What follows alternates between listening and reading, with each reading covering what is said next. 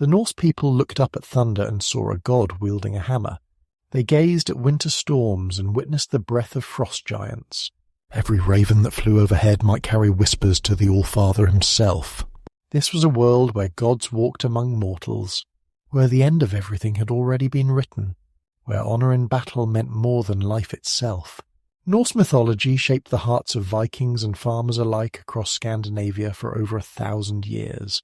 Long before anything existed, there was only emptiness. The Norse called this void Ginnungagap. Picture absolute nothingness stretching forever in every direction. No light pierced this darkness. No sound broke its silence. No warmth touched its endless expanse. This wasn't merely an empty space waiting to be filled. Ginnungagap was the absence of existence itself. To the north of this great void, a realm of ice slowly formed. The Norse named it Niflheim. Imagine a place so cold that even thoughts would freeze before forming. 11 rivers flowed from a spring called Yggdrasil in Niflheim's heart. These rivers, known as Yggdrasil, carried not water but streams of poisonous ice. As they flowed into Ginnungagap, they froze solid, layer upon layer, building glaciers that crept slowly into the void. To the south, another realm took shape. Muspelheim blazed with eternal fire. No ice could exist here. No shadow could survive its light. The fire giant Surtur ruled this domain, wielding a flaming sword that burned brighter than any sun. Sparks and embers drifted from Muspelheim into the void, dancing like fireflies in the darkness.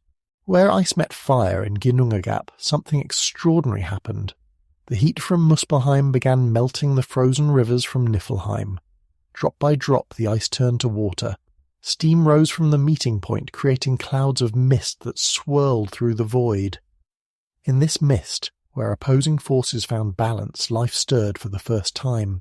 From the melting ice emerged Ymir, the first giant. His body was massive beyond comprehension. When he slept, his breath created storms. When he moved, the void trembled. Ymir was neither good nor evil. He simply existed, the first conscious being in an unconscious universe. The Norse also called him Orgelmir, the ancestor of all frost giants. As Ymir slept, he sweated. From the perspiration under his left arm grew a male and female giant. From his legs came another 6-headed giant. These were the first of the Jotnar, the giant race that would populate the cosmos. Each generation of giants that followed traced their lineage back to Ymir's body. But Ymir was not alone for long. As more ice melted in Ginnungagap, another being emerged. Audumla, the primordial cow, appeared from the rime. She was enormous, though not as large as Ymir. Her udder produced 4 rivers of milk that flowed through the void. Ymir drank this milk and grew stronger. Audumla herself found nourishment by licking the salty ice blocks that surrounded them. On the first day that Audumla licked the ice, hair appeared from within the frozen block. The hair was beautiful, unlike anything that had existed before. On the second day, as her warm tongue continued its work, a head emerged. The features were noble and well-formed. On the third day, the entire body came free from the ice. This was Buri, the first of the gods. Buri was tall and strong, fair to look upon. Unlike the chaotic giants born from Ymir's body, Buri possessed order and purpose. He would become the grandfather of the gods who would shape the universe. But first he needed a son. The old stories don't tell us exactly how Buri had a child. Some say he shaped one from ice and breathed life into it. Others suggest there were female giants he met.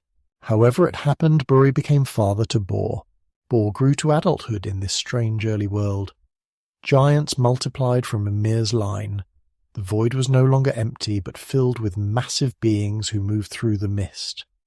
Bor met Bestla, a giantess, daughter of the giant Bolthorn. Despite the differences between gods and giants, they fell in love. Their union would change everything. Bestla bore Bor 3 sons. First came Odin, who would become the All-Father. Then came Vili, whose name meant will. Finally came Ve, whose name meant sacred. These 3 brothers possessed power unlike anything seen before.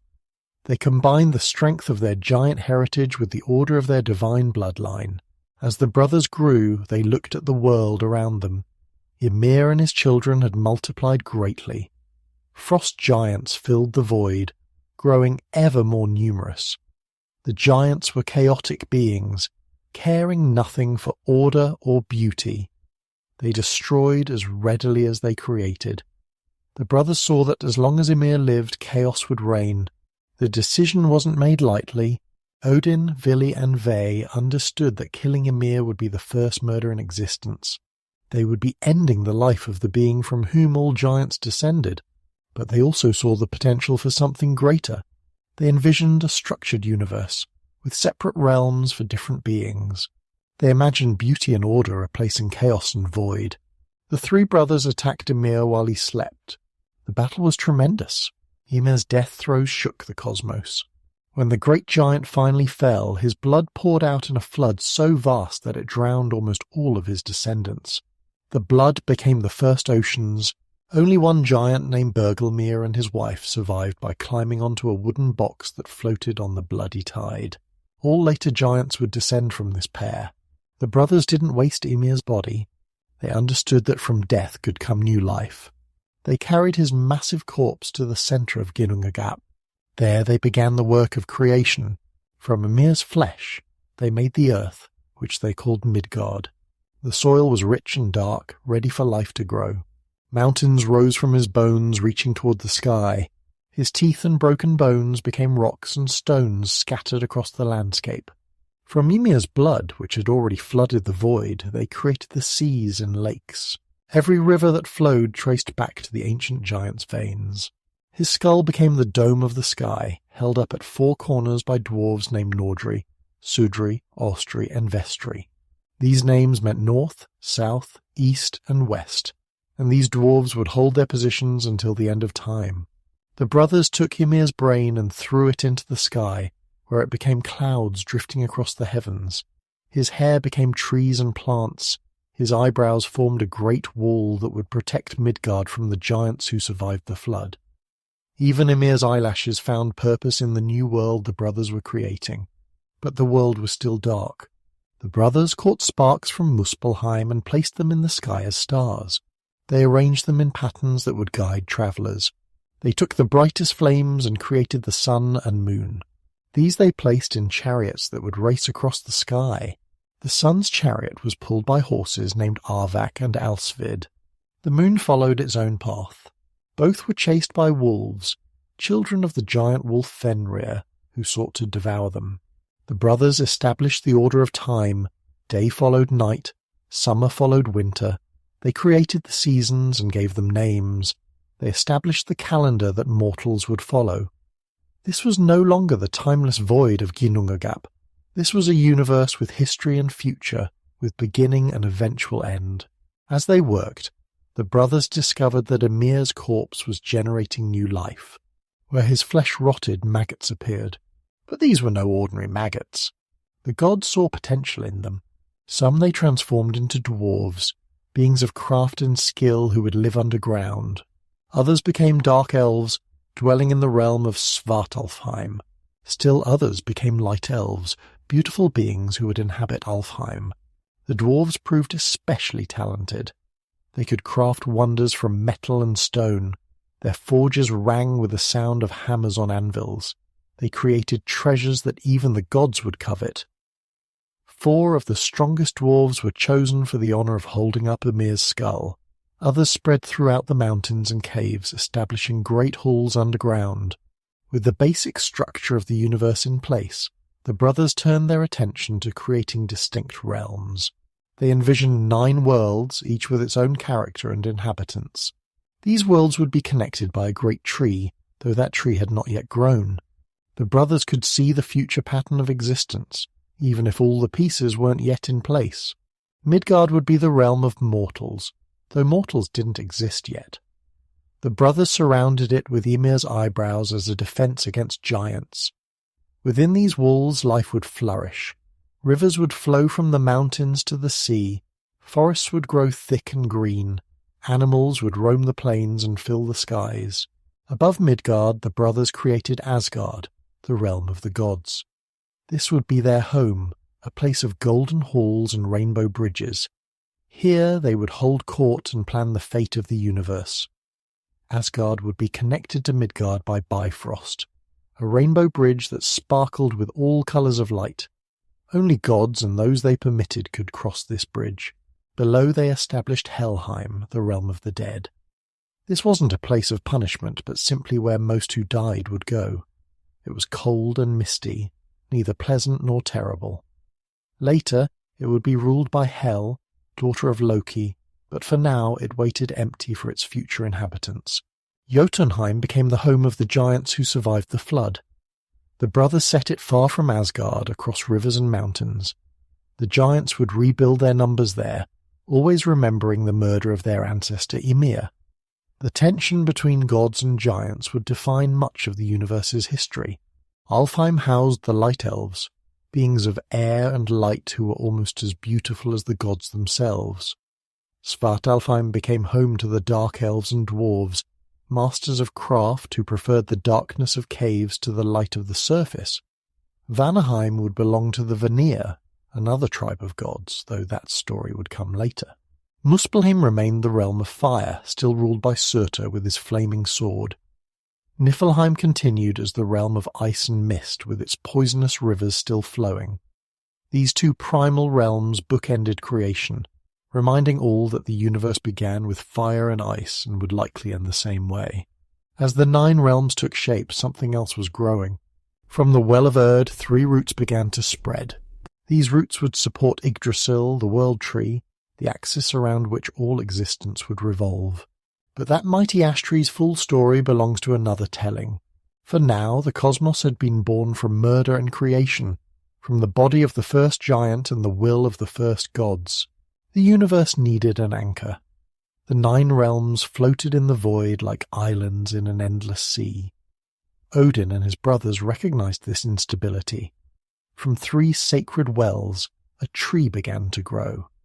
Not just any tree, but Yggdrasil, the World Tree, the mighty ash that would hold all existence together. Yggdrasil grew larger than anything that had existed before. Its trunk was so vast that it would take a god 9 days to walk around its base. Its branches spread so wide they covered all 9 realms. Its leaves were always green, even in the depths of winter. The tree connected everything, its roots and branches creating pathways between worlds that had been separate. 3 great roots supported Yggdrasil. The first root reached down to Niflheim, where it drew water from Hvergelmir, the spring from which all rivers flowed. Here lived the dragon Nidhogg, who gnawed constantly at the root. Countless serpents joined him in this endless task. They sought to weaken the World Tree to bring about its fall, but Yggdrasil endured their assault, healing itself even as they chewed. The second route extended to Jotunheim, the land of giants. There it found the Well of Mimir, the Well of Wisdom. The water in this well contained knowledge of all things past and future. Mimir himself guarded this well. He was the wisest of beings, his head full of secrets and understanding. Even Odin would one day come to this well, seeking wisdom, and pay a terrible price for a single drink. The third route reached to Asgard, where the gods made their home. Beneath this route lay the Well of Erd, the Well of Fate. Here lived the Norns, 3 sisters who determined the destiny of all beings. Erd knew the past. Verdandi saw the present. Skuld glimpsed the future. Every day they drew water from their well and mixed it with clay, using this mixture to tend Yggdrasil's bark where the dragon's gnawing had left wounds. The Norns were perhaps the most powerful beings in existence. Even the gods feared them. When a child was born, mortal or divine, the Norns would arrive to speak their fate. Their words could not be changed. If they declared a hero would die young but gloriously, nothing could prevent it. If they said a god would fall at Ragnarok, that god's doom was sealed. They carved these fates into wood, creating a record that would last until the end of days. 4 stags lived among Yggdrasil's branches. Dane, Divalin, Dunair, and Durathror leaped from bough to bough, eating the tree's tender shoots. Their consumption, like that of Nidhogg below, was part of the eternal cycle. Yggdrasil gave of itself to sustain other life, even life that harmed it. This was the nature of existence, creation and destruction in constant balance. An eagle perched in Yggdrasil's highest branches. This was no ordinary bird, but a being of immense wisdom and power. Between its eyes sat a hawk named Vedrfolnir, whose keen sight could see across all 9 realms. The eagle and Nidhogg hated each other with a passion that had no beginning and would have no end until Ragnarok came. Running up and down Yggdrasil's trunk was Ratatoskr, a squirrel with mischief in his heart. He carried messages between the eagle above and the dragon below. But Ratatoskr was no honest messenger. He twisted words, added insults, and fanned the flames of their hatred. When the eagle spoke of Nidhogg, Ratatoskr would add cutting remarks. When Nidhogg responded, the squirrel would make the message even more offensive. This creature delighted in chaos, in keeping the eternal conflict alive.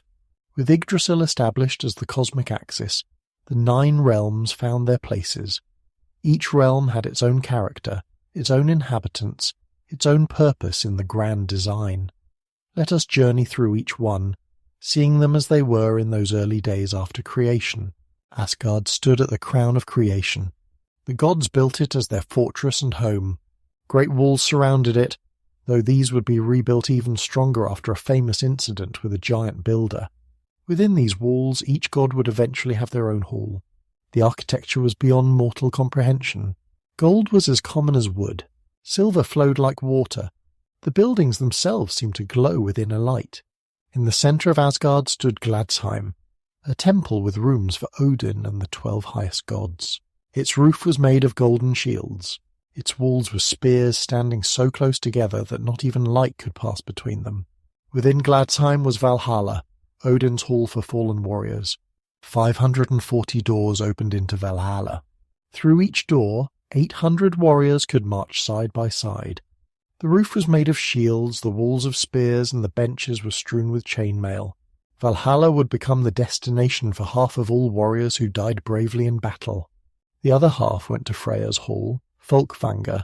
In Valhalla, the Einherjar, the chosen dead, would fight all day, killing each other in glorious combat. Each evening they would rise again, their wounds healed, to feast on the boar Saehrimnir, who would also return to life each day. They drank mead that flowed from the udder of the goat Heidrun, who fed on Yggdrasil's leaves. Near Gladsheim stood Vingolf, the sanctuary of the goddesses. It was as beautiful as Gladsheim was mighty.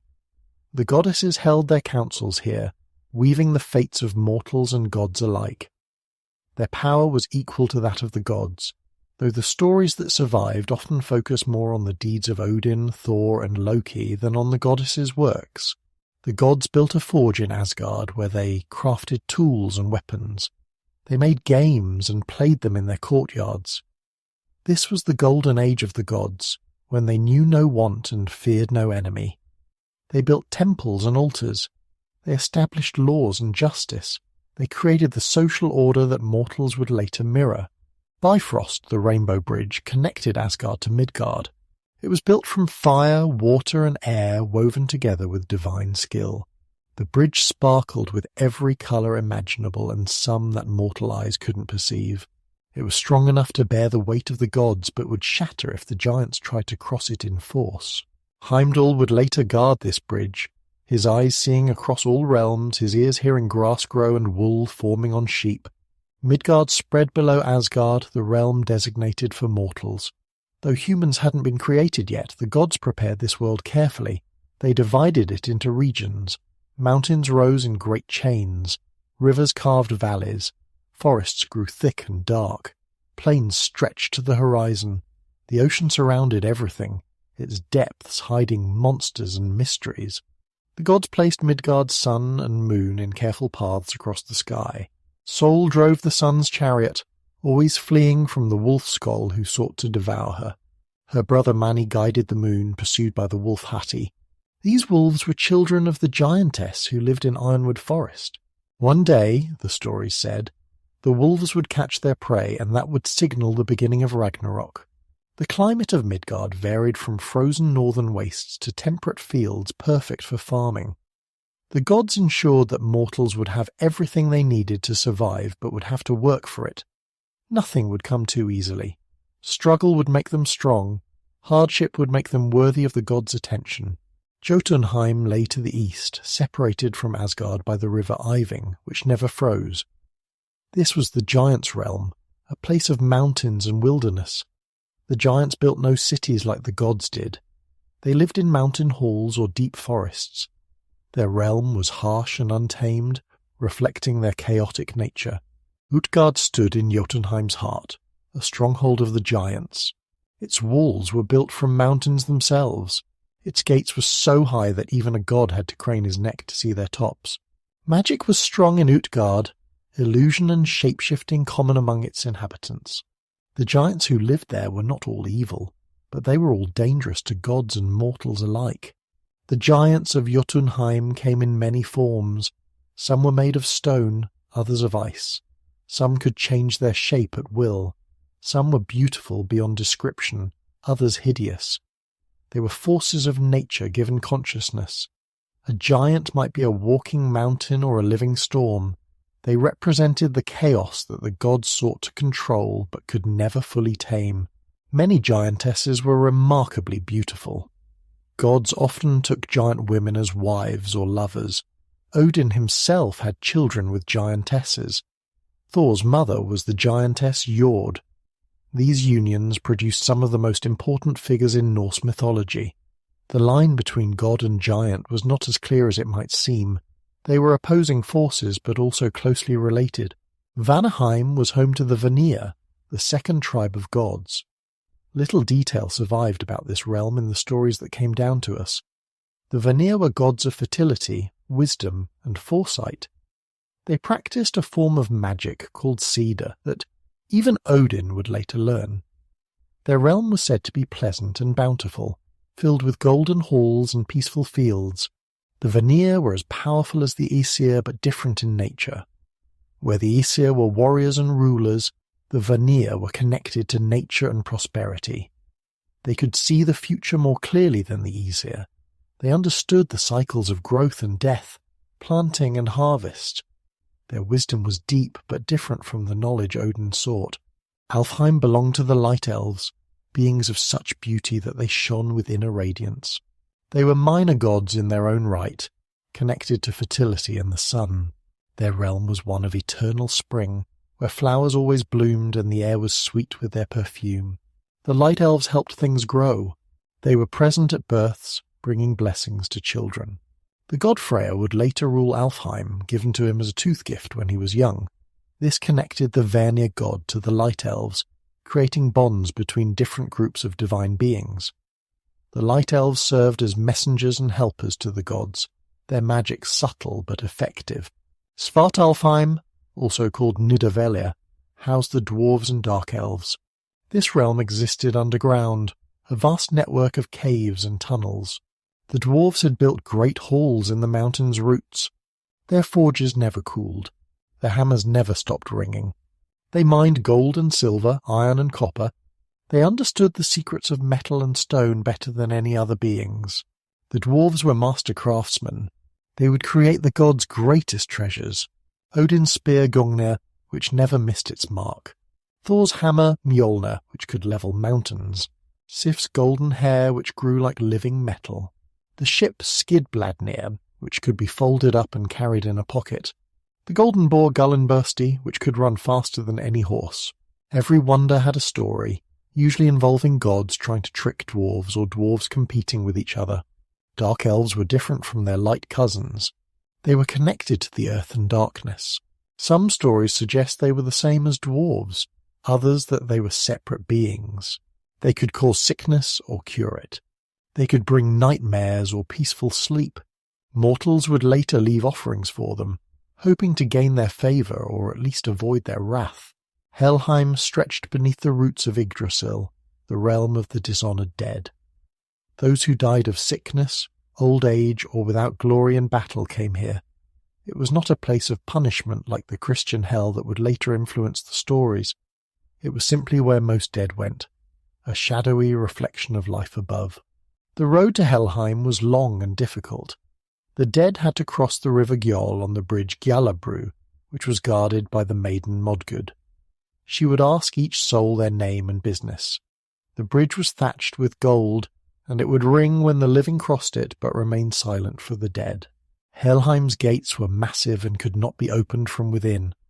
Once a soul entered, it rarely left. The realm was cold and misty. The dead existed there but didn't truly live. They remembered their past lives like dreams. They felt neither great joy nor great sorrow. It was existence without intensity, consciousness without true awareness. Eventually Loki's daughter Hel would rule this realm. Half her body was living flesh, half was corpse. She was neither evil nor good, simply performing her function in the cosmic order. She would receive the dead and keep them until Ragnarok, when even the barriers between life and death would break. Muspelheim remained as it had been since before creation, a realm of pure fire. Surtur ruled there still, waiting with his flaming sword for the day of Ragnarok. No one could enter Muspelheim except fire giants and Surtur himself. The heat would destroy even gods if they ventured too close.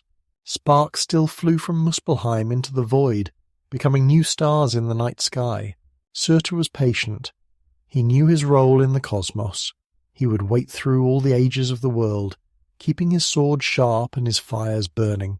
When Ragnarok came, he would lead the forces of Muspelheim against the gods. His sword would cut through everything, and his fires would consume the world tree itself. But that time was still far in the future. Niflheim continued as the primordial realm of ice. Its 11 rivers still flowed with poison. The spring Vergelmir still bubbled in its depths. This was where Nidog made his home when not gnawing at Yggdrasil's roots. The dragon lived among the ice, surrounded by serpents and the roots of the world tree. The mist from Niflheim still rose into the void, though now it had paths to follow through Yggdrasil's branches. This mist brought winter to the other realms. It carried forgetfulness and sleep. It was the opposite of Muspelheim's creative destruction, representing slow decay and gradual ending. These 9 realms existed in careful balance. Fire and ice, order and chaos, life and death. Yggdrasil held them all, suffering constant damage yet constantly renewing itself. The Norns tended it each day, knowing that their care only delayed the inevitable. Everything that began would end. Everything that was created would be destroyed. This was the wisdom at the heart of Norse cosmology. Odin stood at the centre of divine power, but his path to supremacy was neither simple nor peaceful. After the creation of the 9 realms, he and his brothers Vili and Ve established themselves as rulers of Asgard. They were the first generation of Aesir, the tribe of gods who would dominate Norse mythology. But power, even divine power, demands constant vigilance and sacrifice. The 3 brothers divided the governance of the cosmos among themselves. Odin took sovereignty over the sky and wisdom. Vili claimed will and conscious intent. Ve held domain over the sacred and holy spaces. Together they brought order to the universe they had shaped from Ymir's corpse. Yet even in those early days, Odin showed signs of the complex figure he would become. Odin was never satisfied with what he knew. Knowledge called to him like a lover. Wisdom whispered promises in his dreams. He understood that power without understanding was mere force, and force alone could not maintain order against the chaos that always threatened. The giant still lived, multiplying in Jotunheim. Other threats stirred in the darkness beyond the light of creation. The All-Father, as Odin would come to be known, began gathering information from every source. He created 2 ravens, Hugin and Munin, whose names meant thought and memory. Each dawn he sent them flying across all 9 realms. They saw everything, heard everything, remembered everything. Each dusk they returned to perch on his shoulders and whisper their discoveries in his ears. Through them, Odin knew what happened in the farthest corners of existence. But the ravens were not enough. Odin learned of Mimir's well, where wisdom itself pooled like water. The well lay beneath one of Yggdrasil's roots in Jotunheim. Mimir, the wisest of beings, guarded it jealously. No one drank from the well without paying a price, and Mimir's prices were always exactly what the seeker could barely bear to pay. Odin travelled to the well alone. He stood before Mimir and asked for a single drink. Mimir looked at the god-king with eyes that had seen the birth of the cosmos. He named his price. Odin must give up one of his eyes, placing it in the well where it would see all that the water reflected for eternity. Without hesitation, Odin plucked out his right eye and dropped it into the depths. The pain was beyond description, but the knowledge that flooded into him was worth any agony. From that day forward, Odin bore an empty socket where his eye had been. Some say he wore a wide-brimmed hat to shadow the wound. Others say he displayed it proudly, a sign of the price he paid for wisdom. His remaining eye blazed with such intensity that few could meet his gaze. In that single eye lived the knowledge of ages, the understanding of fate, the weight of terrible wisdom. But even this was not enough. Odin learned of the runes, symbols of power that existed before the gods themselves. These runes held the fundamental forces of reality. To know them was to command existence itself. But the runes would not reveal themselves to anyone who had not suffered for them. They demanded a sacrifice greater than an eye. Odin hanged himself from Yggdrasil's branches. He pierced his side with his own spear Gungnir. For 9 days and 9 nights he hung there suspended between life and death. No one brought him food. No one brought him water. He stared into the depths of death itself, and in that darkness the runes finally revealed themselves. He screamed as he grasped them, falling from the tree with a knowledge burning in his mind. The runes gave Odin power over fate itself. He could curse or bless with a carved symbol. He could protect or destroy with a whispered stave. He taught some of this knowledge to mortals but kept the deepest secrets for himself. The 18 songs of power he learned from the runes were his alone. Magic that could raise the dead, calm storms, or drive enemies mad with terror. Odin took many names as his power grew. He was the Wanderer, travelling the realms in disguise to test mortals and gather knowledge. He was the Deceiver, using tricks and lies when they served his purposes. He was Father of the Slain, choosing who died in battle. He was the Gallows God, remembering his sacrifice on the World Tree. Each name revealed a different aspect of his complex nature. The All-Father was not a comfortable god to worship. He was wise but also cunning. He could be generous but also cruel. He would grant victory to warriors, then snatch it away at the crucial moment because he needed them to die and join his army in Valhalla. He broke oaths when it suited him, understanding that sometimes survival required dishonor. Mortals who dealt with Odin knew they were dealing with a force as dangerous as it was powerful. Odin married Frigg, daughter of an unknown god named Fjorgyn. Frigg was as wise as her husband, but expressed her wisdom differently. Where Odin sought knowledge through sacrifice and suffering, Frigg knew things through her connection to fate itself. She could see the future as clearly as the Norns, though she rarely spoke of what she saw. Her silence about coming events would later contribute to the greatest tragedy in Asgard's history. Frigg ruled beside Odin as Queen of the Gods. Her hall, Fensalir, was a place of peace in Asgard's martial culture. She was the goddess of marriage and motherhood, protecting families and homes. While Odin gathered warriors for Ragnarok, Frigg tried to preserve life and love. They were partners but also opposites, their marriage reflecting the balance necessary in divine rule. Together, Odin and Frigg had a son named Balder. He was the most beautiful of all gods, so bright that light shone from him. Everything about Balder was perfect. His judgment was wise, his speech was fair, his presence brought joy to all who saw him. He was loved by everything in creation, which would make his eventual fate all the more tragic. But Odin had other children with other mothers. The gods did not hold to mortal concepts of marriage. With the giantess Jord, who was the earth itself, Odin fathered Thor. This son would become the defender of Asgard, the strongest of all gods. With the giantess Grid, he had Vidar, the silent god who would one day avenge his father's death. With the giantess Rind, he would later have Vali, born for the sole purpose of vengeance. Each child served a purpose in Odin's grand design. He was building a family that was also an army. Every god had their role to play in the cosmic order. Every divine birth was calculated against the prophecy of Ragnarok that Odin had seen in his stolen wisdom. He was a father, but he was also a general preparing for a war he knew he could not win. Thor grew to become everything his father was not. Where Odin was subtle, Thor was direct. Where Odin used wisdom, Thor used strength. Where Odin deceived, Thor simply smashed. The thunder god's solution to most problems involved his hammer, Mjolnir. Yet this simplicity made Thor beloved by mortals in a way Odin never was. Thor protected humanity. Odin used it. Thor's strength was legendary even among gods. He could lift the world serpent. He could drain oceans with his thirst. His footsteps shook mountains.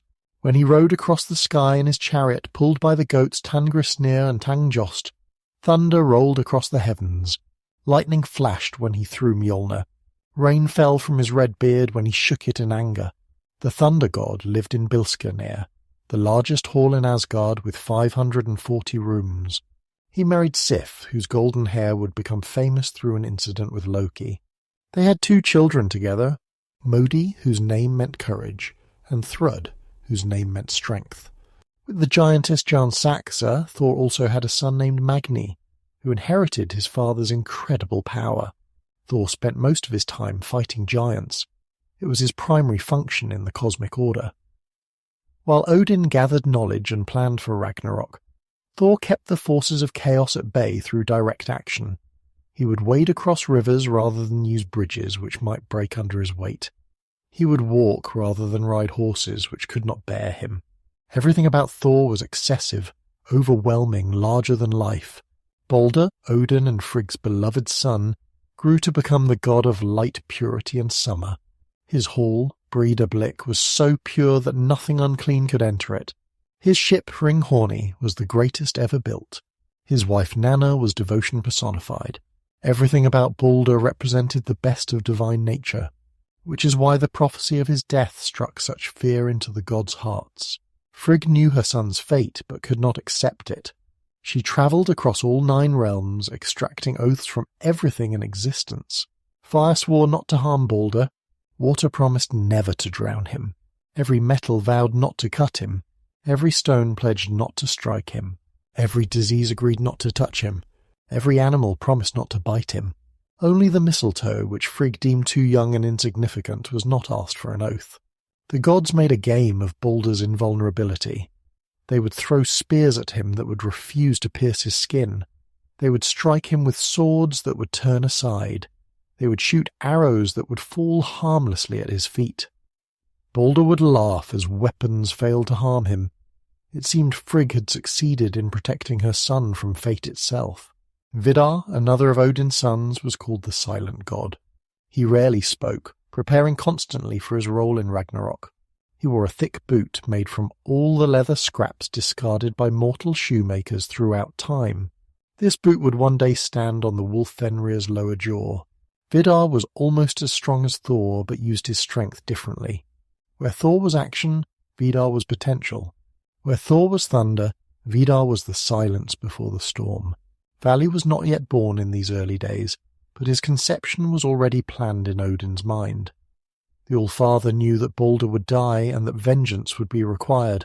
Vali would be born for this single purpose, growing to adulthood in a single day to fulfill his destiny. This was Odin's way, always planning, always preparing, even for tragedies that had not yet occurred. Heimdall stood apart from the other gods in many ways. His origin was mysterious. Some said he had 9 mothers, all sisters, all giantesses.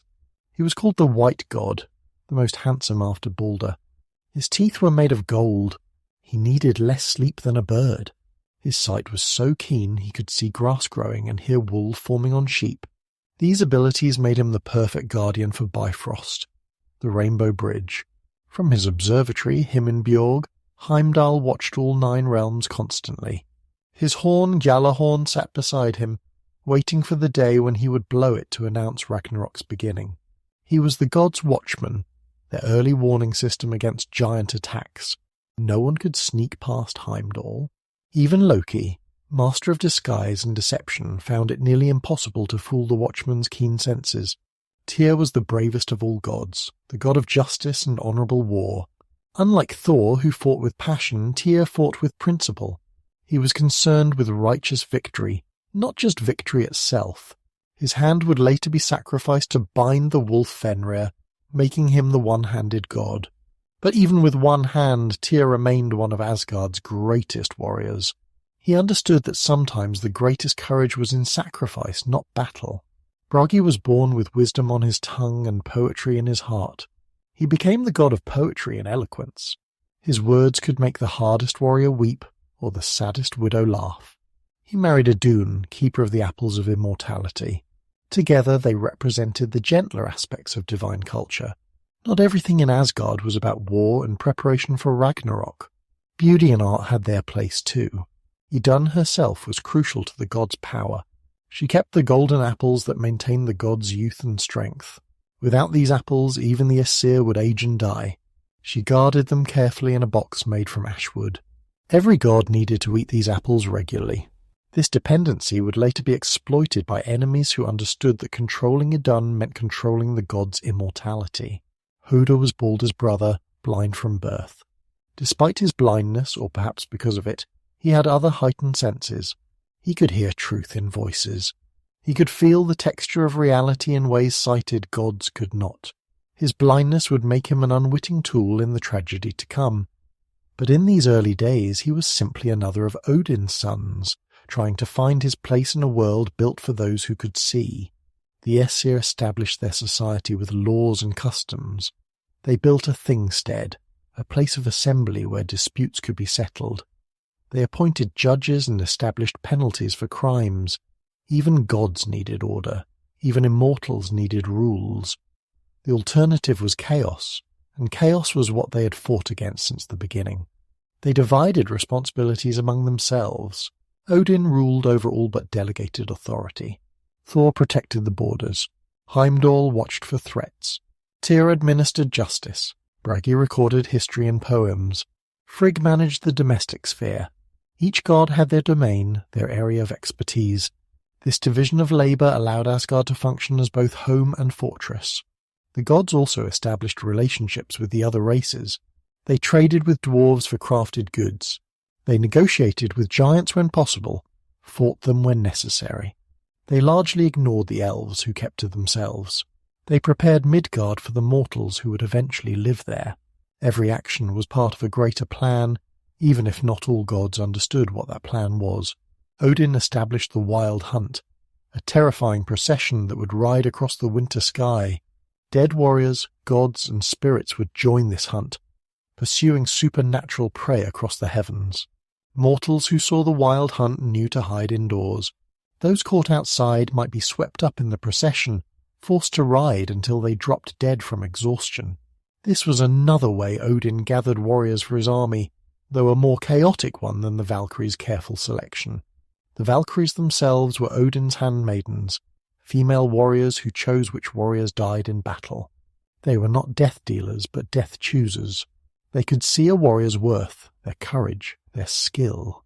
The bravest and best would be marked for death at the moment of their greatest glory. The Valkyries would then escort these chosen dead to Valhalla or Folkvanger, depending on whether Odin or Freya claimed them.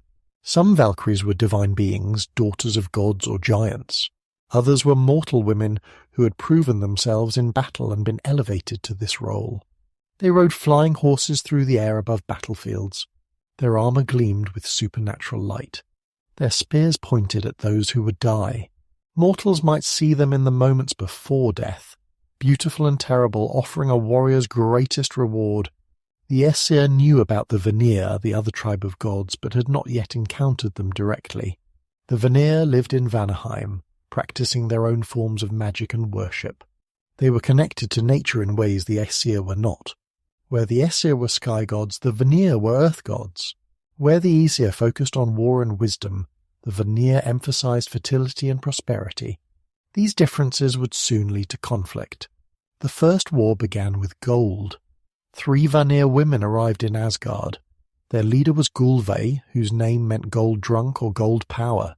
She spoke to the Aesir about a different kind of magic, one that could bring wealth and pleasure. The Aesir listened with growing unease. This magic, called Seda, dealt with changing fate itself, with knowing and shaping the future. It was powerful, but seemed somehow wrong to the warrior gods. Gulveig demonstrated her powers. She could see the threads of fate. She could alter luck.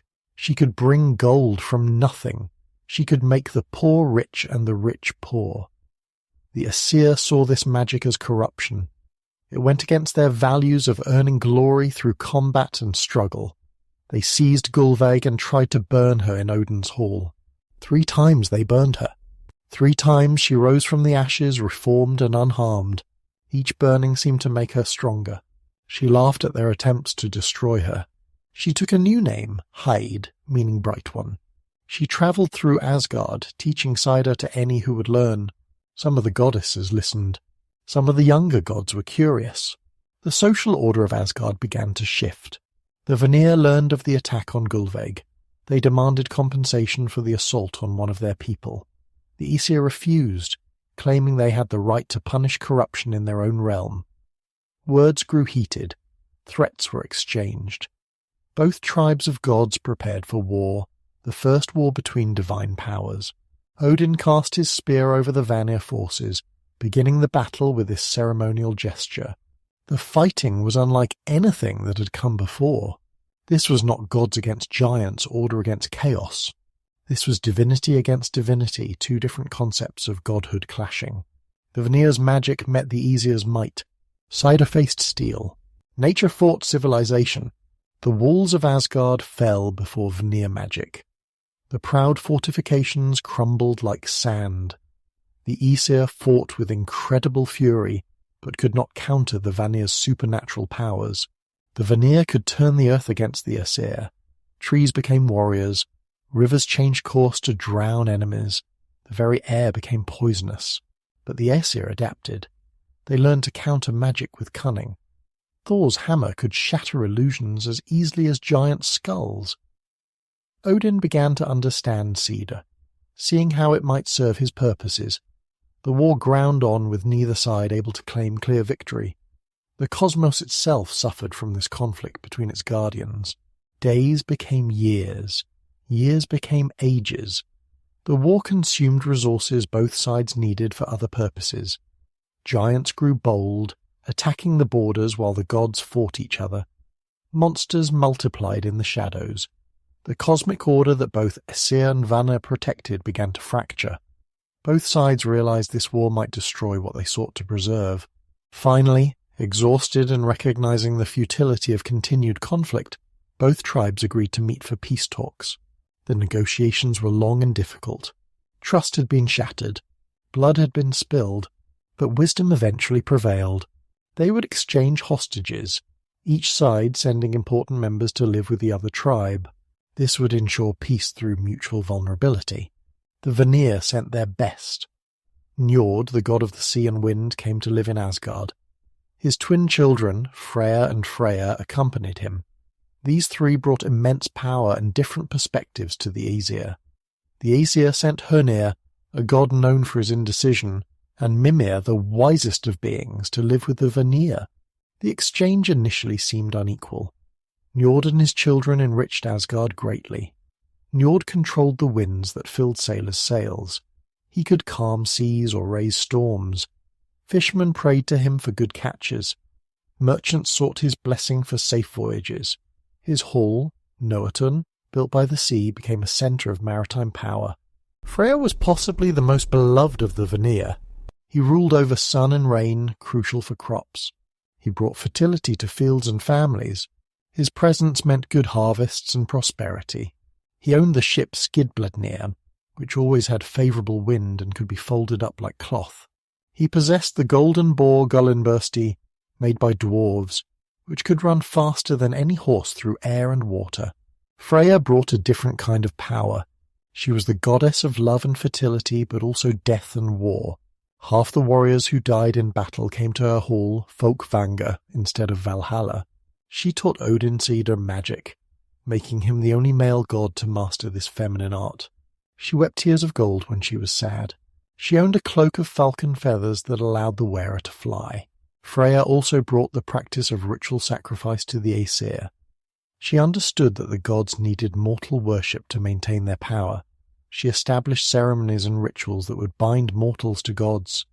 Her cats, which pulled her chariot, became sacred animals. Her followers practiced magic that the Aesir had previously forbidden. Meanwhile, in Vanaheim, the exchange was not going as well. Honir seemed impressive at first. He was tall and handsome, appearing wise and regal.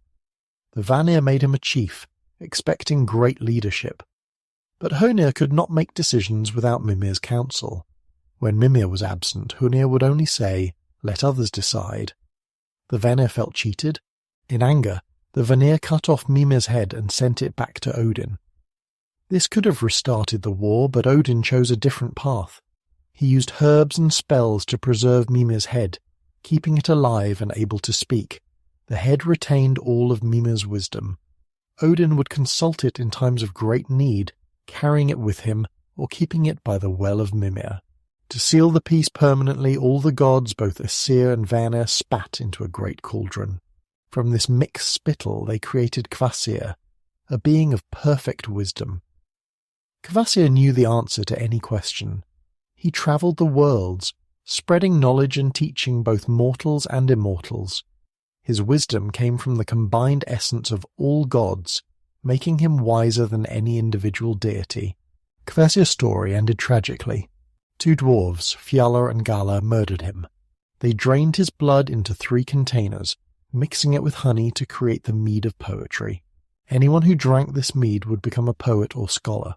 The dwarves told the gods that Kvasir had choked on his own wisdom, but Odin eventually learned the truth and obtained the mead through his typical combination of cunning and transformation. The integration of the Vanir into Aesir society changed Asgard fundamentally.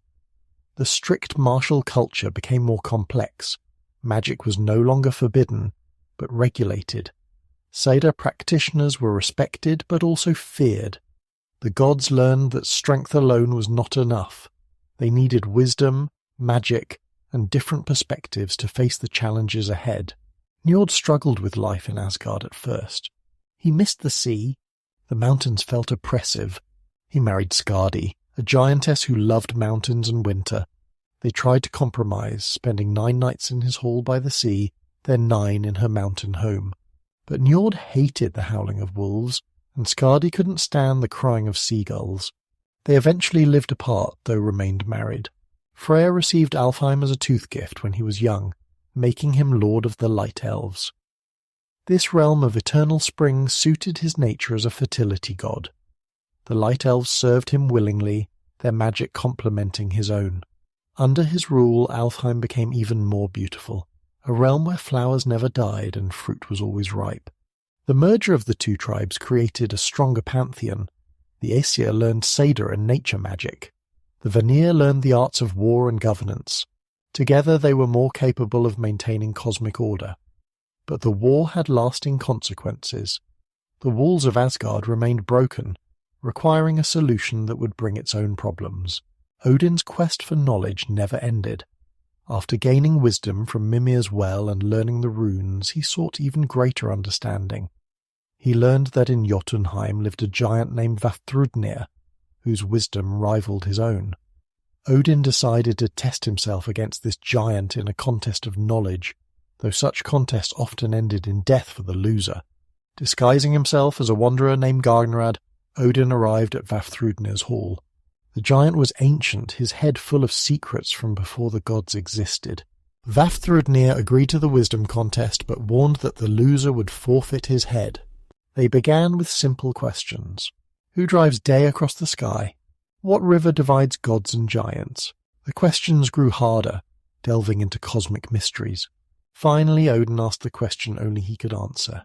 He leaned close to Vafthrudnir and whispered, "What did Odin whisper in Baldur's ear before placing him on the funeral pyre?" The giant's eyes widened in recognition and defeat. Only Odin could know what Odin had said. Vafthrudnir acknowledged the All-Father's victory, accepting his doom with dignity. Some say Odin spared him out of respect. Others say the giant's head joined Mimir's as another source of counsel. Odin often walked among mortals in disguise. He appeared as an old man with a grey beard, wearing a wide-brimmed hat and a blue cloak. He carried a walking staff and was often accompanied by his wolves Geri and Friki, though they too were disguised. He would test mortals' hospitality, wisdom, and courage. Those who treated the wanderer well might receive great rewards. Those who spurned him faced terrible curses. One winter, Odin stayed with a mortal king named Geirrod. The king had been a good man once, but power had made him cruel. He suspected the old wanderer was more than he seemed and had him tortured for 8 nights, suspended between 2 fires. Odin endured the torture silently until a young prince named Agnar brought him water. Grateful Odin revealed himself and spoke prophecies. Geirrod, rushing to free the god he had tortured, tripped and fell on his own sword. Thor's adventures were more straightforward than his father's. The thunder god solved problems with direct action. When the giant Hrungnir threatened Asgard, Thor challenged him to single combat. Hrungnir was the strongest of giants, with a head and heart of stone. He carried a massive whetstone as a weapon and a stone shield that seemed unbreakable. The duel took place at the borders of Jotunheim. Hrungnir had created a clay giant named Mokurkalfi to be his second. This clay giant was enormous but had the heart of a mare, which beat with terror. Thor brought Thialfi, his mortal servant, as his second. As the combatants faced each other, Thor's approach was so terrifying that Mokurkalfi wet himself with fear. Thor threw Mjolnir at the same moment Hrungnir threw his whetstone. The weapons met in mid-air. Mjolnir shattered the whetstone, sending fragments across the worlds. One piece lodged in Thor's head, where it would remain forever. But Mjolnir continued its flight, crushing Hrungnir's stone skull. The giant fell forward, his leg pinning Thor to the ground. None of the gods could lift Hrungnir's massive leg off Thor. Then Magni, Thor's 3-day-old son with the giantess Jarnsaxa, arrived. The infant easily lifted the giant's leg, freeing his father. Thor gave Magni Hrungnir's horse, Gulfaxi, as a reward. Odin was annoyed that such a fine horse went to the son of a giantess rather than to him, but Thor ignored his father's displeasure. Another famous adventure began when Thor's hammer was stolen. He woke one morning to find Mjolnir missing. Without his hammer, Thor was greatly weakened, and Asgard was vulnerable. Loki used his shape-shifting abilities to search for the weapon. He borrowed Freya's falcon cloak and flew to Jotunheim, where he discovered that the giant Thrym had stolen the hammer and buried it 8 miles underground. Thrym would only return Mjolnir if Freya agreed to marry him. When Loki brought this message back, Freya's rage was so great that her necklace burst apart, its pieces scattering across the hall. She absolutely refused to marry a giant. The gods held council, trying to find another solution. Heimdall, surprisingly, suggested that Thor disguise himself as Freya. Thor was outraged at the suggestion that he dress as a woman, but without Mjolnir, Asgard was defenseless. Eventually he agreed. The gods dressed him in bridal clothes, with a thick veil to hide his beard. Loki transformed himself into a bridesmaid. Together they travelled to Jotunheim for the wedding feast. At the feast, Thor barely maintained his disguise. He ate an entire ox, ate salmon, and all the delicacies meant for the women. He drank 3 barrels of mead. Thrym was surprised by his bride's appetite. Loki quickly explained that Freya had been so excited about the wedding that she hadn't eaten for 8 days. When Thrym tried to kiss his bride and saw Thor's burning eyes through the veil, Loki claimed Freya hadn't slept for 8 nights in anticipation. Finally, Thrym called for Mjolnir to be brought to bless the marriage. As soon as the hammer was placed in the bride's lap, Thor grabbed it. He threw off his disguise and killed Thrym with a single blow. He then proceeded to kill every giant at the wedding feast. The thunder god returned to Asgard with his hammer, his masculine pride somewhat bruised but his weapon recovered. Thor once visited the giant Utgard Loki in his fortress. This adventure taught the thunder god humility. He travelled with Loki and 2 mortal servants, Thialfi and Roskva. On the way, they spent a night in what they thought was a strange hall. In the morning, they discovered they had slept in the thumb of a giant's glove. The giant, Skrimir, was so large that Thor's hammer blows to his head felt like falling leaves. At Utgard, Thor faced several challenges. He tried to drain a drinking horn but failed, not knowing it was connected to the ocean. He tried to lift a cat but could barely raise 1 paw, not knowing it was the world's serpent in disguise. He wrestled an old woman and lost, not knowing she was old age itself. Thor felt humiliated by his failures. Only later did Utgard Loki reveal the truth. Thor had actually drunk so much that he lowered the sea level. He had lifted the world serpent so high that it almost broke free from its position around Midgard. He had wrestled old age to a standstill when no one else could have remained standing. The giants had been terrified of Thor's strength and used illusions to contain it. Utgard Loki and his fortress vanished before Thor could strike them with Mjolnir in revenge. Loki's nature was complex from the beginning. He was not truly one of the Aesir. His father was the giant Farbauti, his mother the giantess Laufey. Yet Odin and Loki had sworn blood brotherhood in the world's youth. They mixed their blood, promising that neither would drink ale unless it was offered to both. This oath bound Loki to the god's company despite his chaotic nature. Loki was handsome and charming when he chose to be. He could shapeshift into any form. He had been a salmon swimming upstream, a fly buzzing in ears, a seal swimming in the ocean, an old woman hobbling with a stick. He had even been a mare, and in that form gave birth to Sleipnir, Odin's 8-legged horse, the fastest steed in all the 9 realms. The story of Sleipnir's birth showed Loki's complicated relationship with the gods. After the war with the Vanir, Asgard's walls were broken. A giant mason arrived, offering to rebuild them in 3 seasons. His price was Freya as his bride, plus the sun and moon. The gods thought this impossible, but Loki convinced them to agree, believing the builder would fail. The builder had a horse named Svadilfari who did most of the work. The horse hauled massive stones that no ordinary animal could move. As the deadline approached, it became clear the walls would be finished on time. The gods turned on Loki, threatening him with death if he didn't find a solution. Loki transformed into a mare and lured Svadilfari away from the work. The builder, revealed as a giant in disguise, flew into a rage. Thor killed him with Mjolnir.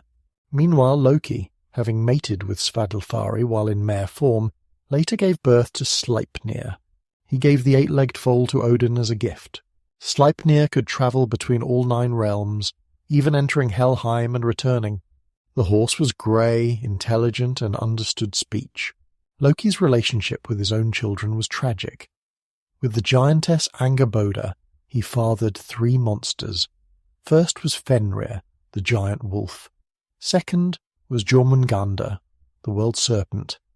Third was Hel, half living and half dead. The gods knew these children would bring disaster, so they acted preemptively.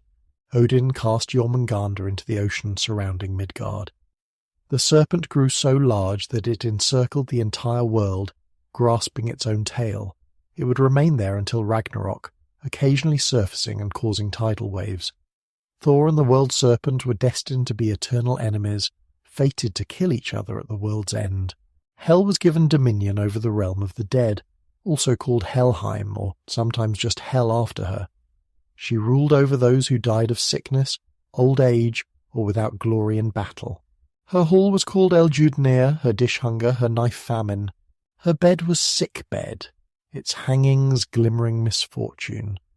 Despite her grim domain, Hel was not evil, merely performing her necessary function.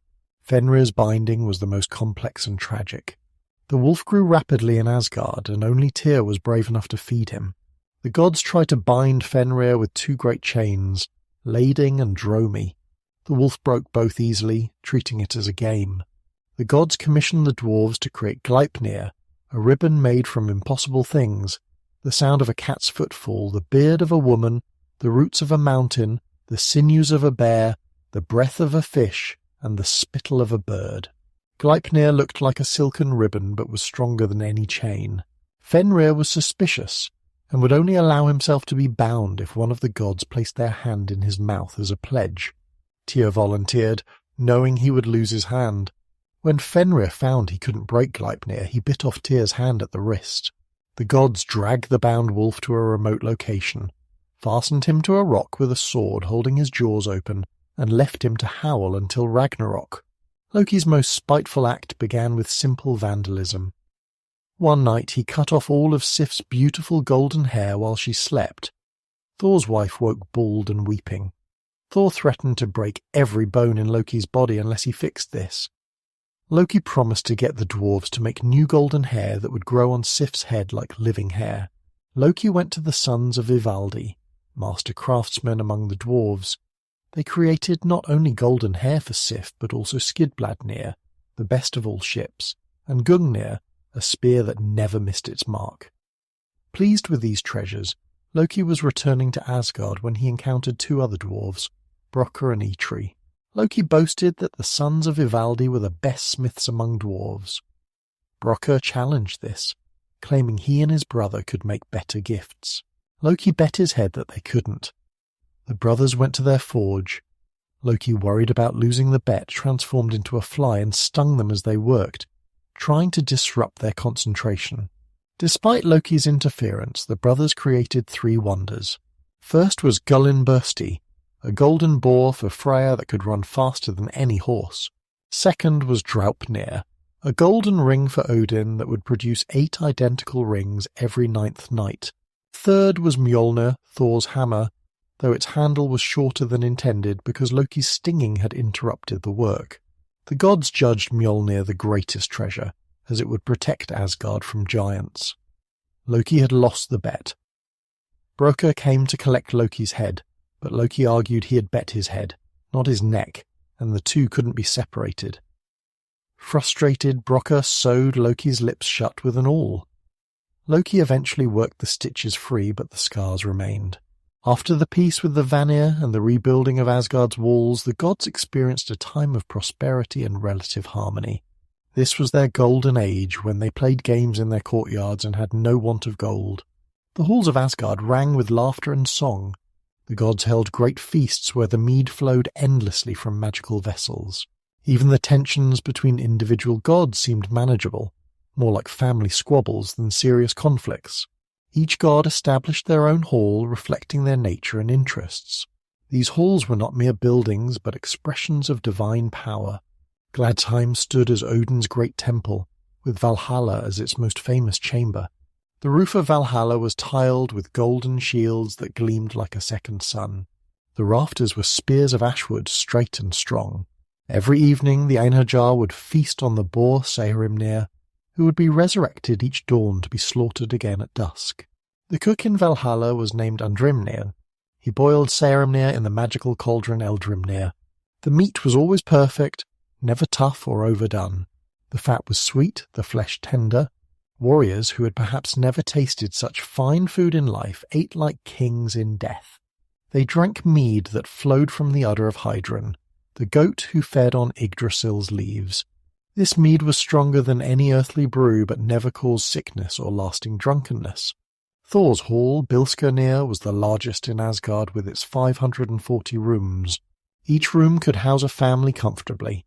The hall was built to withstand any attack, its walls reinforced with the thunder god's own power. Lightning rods, made from Thor's own essence, protected it from storms. Inside, weapons from Thor's many victories decorated the walls. Giant skulls served as drinking vessels. The floors were covered with the pelts of monsters Thor had slain. Freya's hall, Sessrumnir, was as beautiful as Valhalla was martial. It stood in the field of Folkvanga, where half the battle dead came to her instead of Odin. Her hall was decorated with gold and silver, precious stones and fine tapestries. The benches were covered with soft furs. The air smelled of flowers that never wilted. Here, warriors found a different kind of afterlife, one that balanced warfare with beauty and pleasure. Baldur's Hall, Breidablik, was the purest place in all the cosmos. Nothing evil could enter its silver walls. The pillars were made of light itself, solid yet glowing. No harsh word had ever been spoken within its boundaries. When Baldur held court there, his judgments were so fair that both parties always left satisfied. The hall's gardens grew herbs that could cure any ailment except death itself. Heimdall's observatory, Himinbjorg, stood at the edge of heaven where Bifrost touched Asgard. The hall was built from crystallized air and solidified light. From its highest tower, Heimdall could see across all 9 realms simultaneously. The walls were transparent from inside, but appeared solid from outside. Here, Heimdall needed no sleep, no rest, eternally vigilant against threats to Asgard. The gods established daily routines during this golden age. Each morning they would meet at the Well of Erd where the Norns dwelt. They would hold court there, discussing the affairs of the 9 realms. They would judge disputes brought by lesser beings. They would plan festivities and competitions. These meetings were formal but not sombre. The gods enjoyed each other's company, their different perspectives creating lively debates. Sports and games occupied much of their time. The gods would compete in tests of strength, with Thor usually winning but occasionally surprised by Vidar or Magni. They held archery contests where Wula, the god of winter and archery, demonstrated impossible shots. They raced horses across the sky, though none could match Sleipnir's 8-legged stride. They played board games of strategy, moving pieces across boards that represented the 9 realms. The gods also spent time crafting and creating. They had furnaces where they forged tools and ornaments. They carved wood and stone into beautiful shapes. They wove cloth that shimmered with its own light. This creative work wasn't necessary for their survival, but brought them joy. Even warriors like Thor would sometimes sit quietly, carefully painting designs on shield faces or carving runes into weapon handles. Music filled Asgard's halls. Bragi would compose epic poems about the gods' adventures, his voice carrying across the realm. The goddesses sang songs that could make stones weep with their beauty. Even the wind through Asgard's towers created melodies. Instruments unknown to mortals produced sounds that touched the soul directly. During feasts, the music would build until even the most reserved gods were dancing. The gods' feasts were legendary events. Tables appeared from nowhere, already laden with food. Every delicacy from all 9 realms was available. Fruits that tasted like honey wine. Bread that was always warm and fresh. Cheeses aged in caves that existed outside of time. The gods could eat and drink endlessly without becoming too full or too drunk, though they could choose to feel those sensations if they wished. During one such feast, the gods received an uninvited guest. A giant named Aegir, who ruled the sea beneath Njord's dominion, arrived at Asgard. Rather than turn him away, the gods welcomed him. Aegir was so impressed by their hospitality that he invited them all to feast in his hall beneath the waves. This began a tradition of reciprocal feasting between gods and the friendlier giants. Aegir's underwater hall was lit by gold that shone like fire but didn't burn. The plates and cups served themselves, moving through the water to refill whenever they emptied. His daughters, the 9 waves, served the gods. Each daughter was more beautiful than the last, their hair flowing like water, their skin shimmering like sea foam. The feast lasted 9 days, and even Odin declared it among the finest he had attended. But the Golden Age wasn't just about pleasure. The gods were preparing for the future they knew was coming. Odin continued gathering knowledge and warriors. He would disappear for months, travelling in disguise to learn new magic or test mortal heroes. Each time he returned, he seemed older, more burdened by what he knew. Frigg would welcome him home, but the distance between them grew with each journey. Thor spent the Golden Age establishing order in Midgard.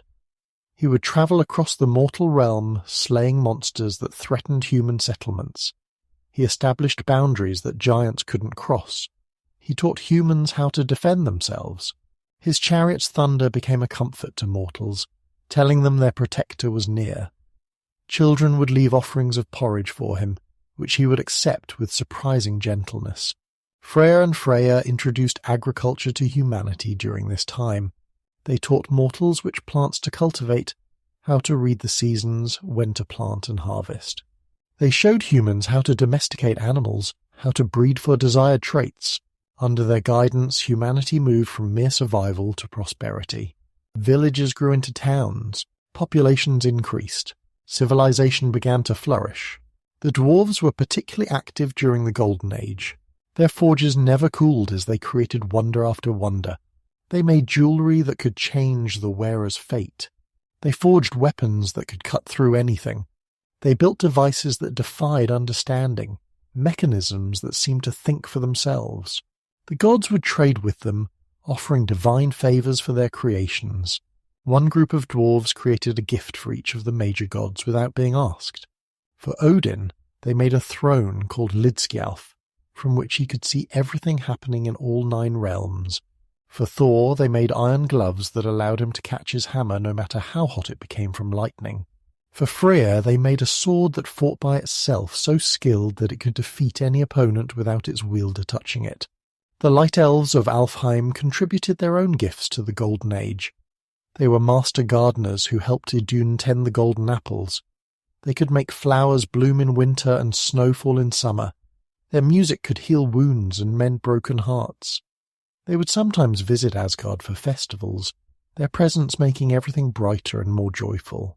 Even the relationship with the giants was relatively stable during this period. Not all giants were enemies. Many giantesses married gods, or bore them children. Giant craftsmen would sometimes work on projects in Asgard. There were established rules for interaction, boundaries that both sides usually respected. Violence still occurred, but it was more personal than tribal, individual conflicts rather than war. The gods also established their worship among mortals during the Golden Age. They appeared to tribal leaders in dreams, offering protection in exchange for devotion. They established holy sites where mortals could make offerings. They chose priests and priestesses to speak their will. The first temples were built, simple wooden structures that would later become elaborate halls. Different gods attracted different followers. Warriors favoured Thor and Tyr. Farmers prayed to Freya and Freya. Sailors made offerings to Njord and Aegir. Poets sought Bragi's inspiration. Women in childbirth called upon Frigg. This diversity of worship reflected the gods' different roles and personalities. There was no single way to honour the gods, no unified religion, but rather a complex web of practices and beliefs. The gods established the concept of honour among mortals. They taught that a person's reputation was their most valuable possession. Better to die with honour than live with shame. This code would shape Norse culture for generations. It created warriors who feared dishonour more than death. It produced a society where keeping one's word was sacred, where hospitality was holy, where courage was the highest virtue. But even during the Golden Age, shadows gathered. Odin's ravens brought news of strange births among the giants, monsters growing in dark places. The Norns spoke prophecies that made even the bravest gods uneasy. Frigg had dreams that woke her weeping, though she wouldn't say what she'd seen. The Golden Age was beautiful, but it was also temporary. The gods knew this, even as they celebrated. The creation of humanity marked both the height and beginning of the end of the Golden Age. Odin, Vili and Ve were walking along the shore when they found two trees, an ash and an elm. Some say these trees had grown from Mimir's body, others say they were driftwood from the void. The three brothers saw potential in these wooden forms.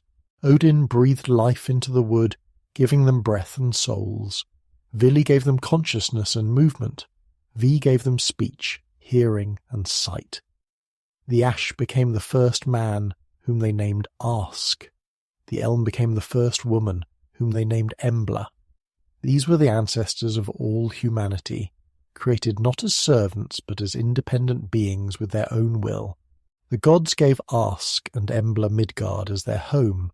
They taught them basic skills for survival, but then largely left them alone to develop their own culture. This was different from how other pantheons treated mortals.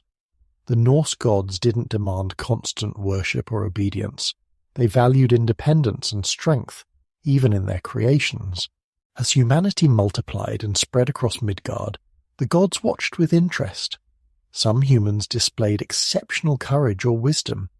These individuals attracted divine attention. Gods would test them, reward them, sometimes even mate with them. The resulting children, half-divine heroes, would become the subjects of great sagas. The Golden Age also saw the establishment of the cosmic order that would govern until Ragnarok. The sun and moon continued their courses, chased by wolves but not yet caught. The seasons followed their appointed rounds. The Norns wove fate at Yggdrasil's base. The dragon gnawed at the root while the eagle screamed above. Everything was in motion, in balance, but moving toward an inevitable end. As humanity spread across Midgard, certain individuals rose above the rest through courage, wisdom, or divine favour. These heroes became the bridge between the world of gods and the world of mortals. Their stories were told around fires on winter nights, inspiring new generations to seek glory and honour. Some heroes were chosen by the gods from birth. Others earned divine attention through their deeds. The first great heroes were the Volsungs, a family descended from Odin himself. The All-Father had walked among mortals and fathered a son named Siggi. This son was gifted with divine strength and wisdom, but also inherited Odin's ruthless nature. Siggi became a king through conquest and cunning. His descendants would carry both the blessing and curse of their divine ancestry. Siggy's son Rerir struggled to have children until Frigg and Odin sent a wish maiden with a magical apple. When Rerir's wife ate the apple, she became pregnant with Volsung. The pregnancy lasted 6 years. Volsung was born fully grown, already walking and talking. He kissed his mother before she died from the birth, showing both affection and the tragic nature that would follow his line. Volsung grew to be a mighty king. He married Heliod, a wish maiden sent by the gods, and had 10 sons and 1 daughter. The eldest son was Sigmund, who would become the greatest warrior of his age. The daughter was Signy, whose determination and vengeance would become legendary. Volsung built his hall around a massive oak tree called Branstock, which grew through the centre of the building, its branches forming part of the roof. During Signy's wedding feast, an old wanderer entered the hall. He wore a wide hat that shadowed his missing eye. Without speaking, he drew a magnificent sword and thrust it deep into Branstock's trunk. Then he spoke, saying the sword would belong to whoever could draw it out, and that person would never know defeat while carrying it. The wanderer left as mysteriously as he had come. Everyone knew this was Odin in disguise.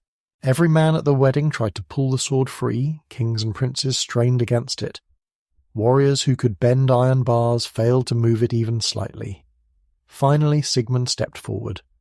The sword slid from the tree as easily as if it had been merely resting against the bark.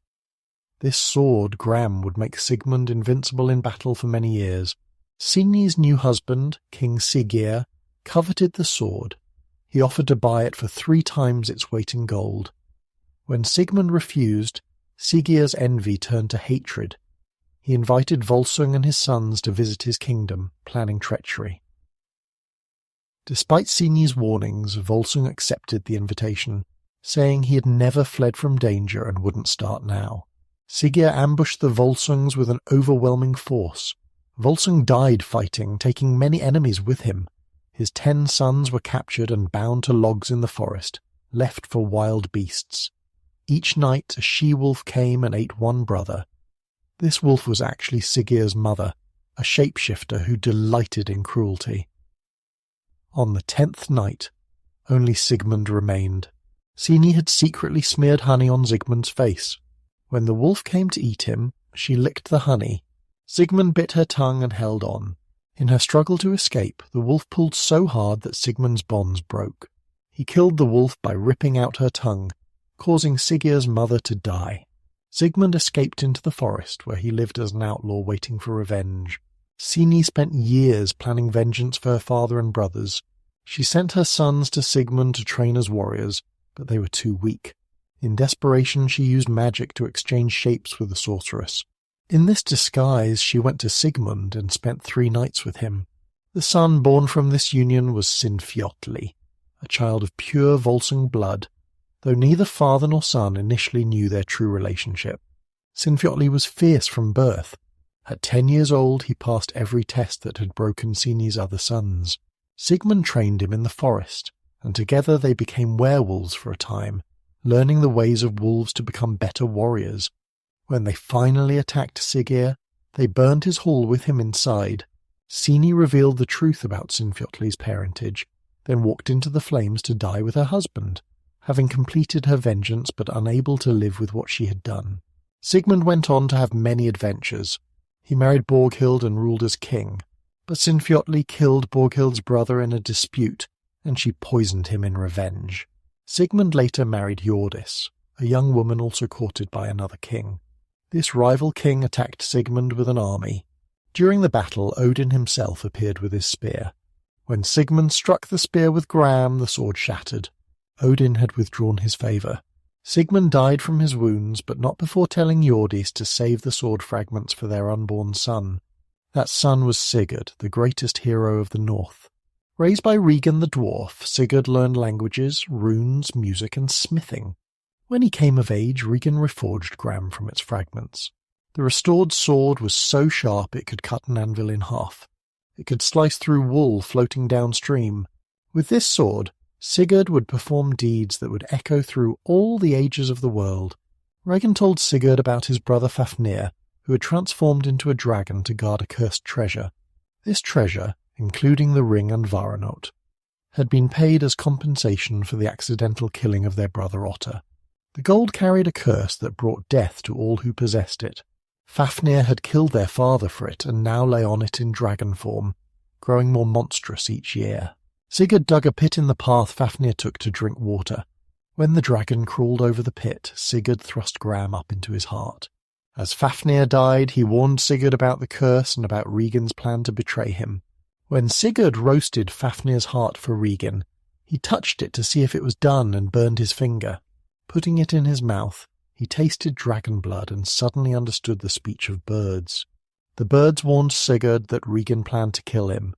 Sigurd struck first, beheading the dwarf. He ate Fafnir's heart himself, gaining wisdom and power. He took the cursed treasure, including the ring Undvaran, out, though he now knew it would bring his doom. Heroes in Norse mythology often knew their fate but faced it with courage rather than trying to escape it.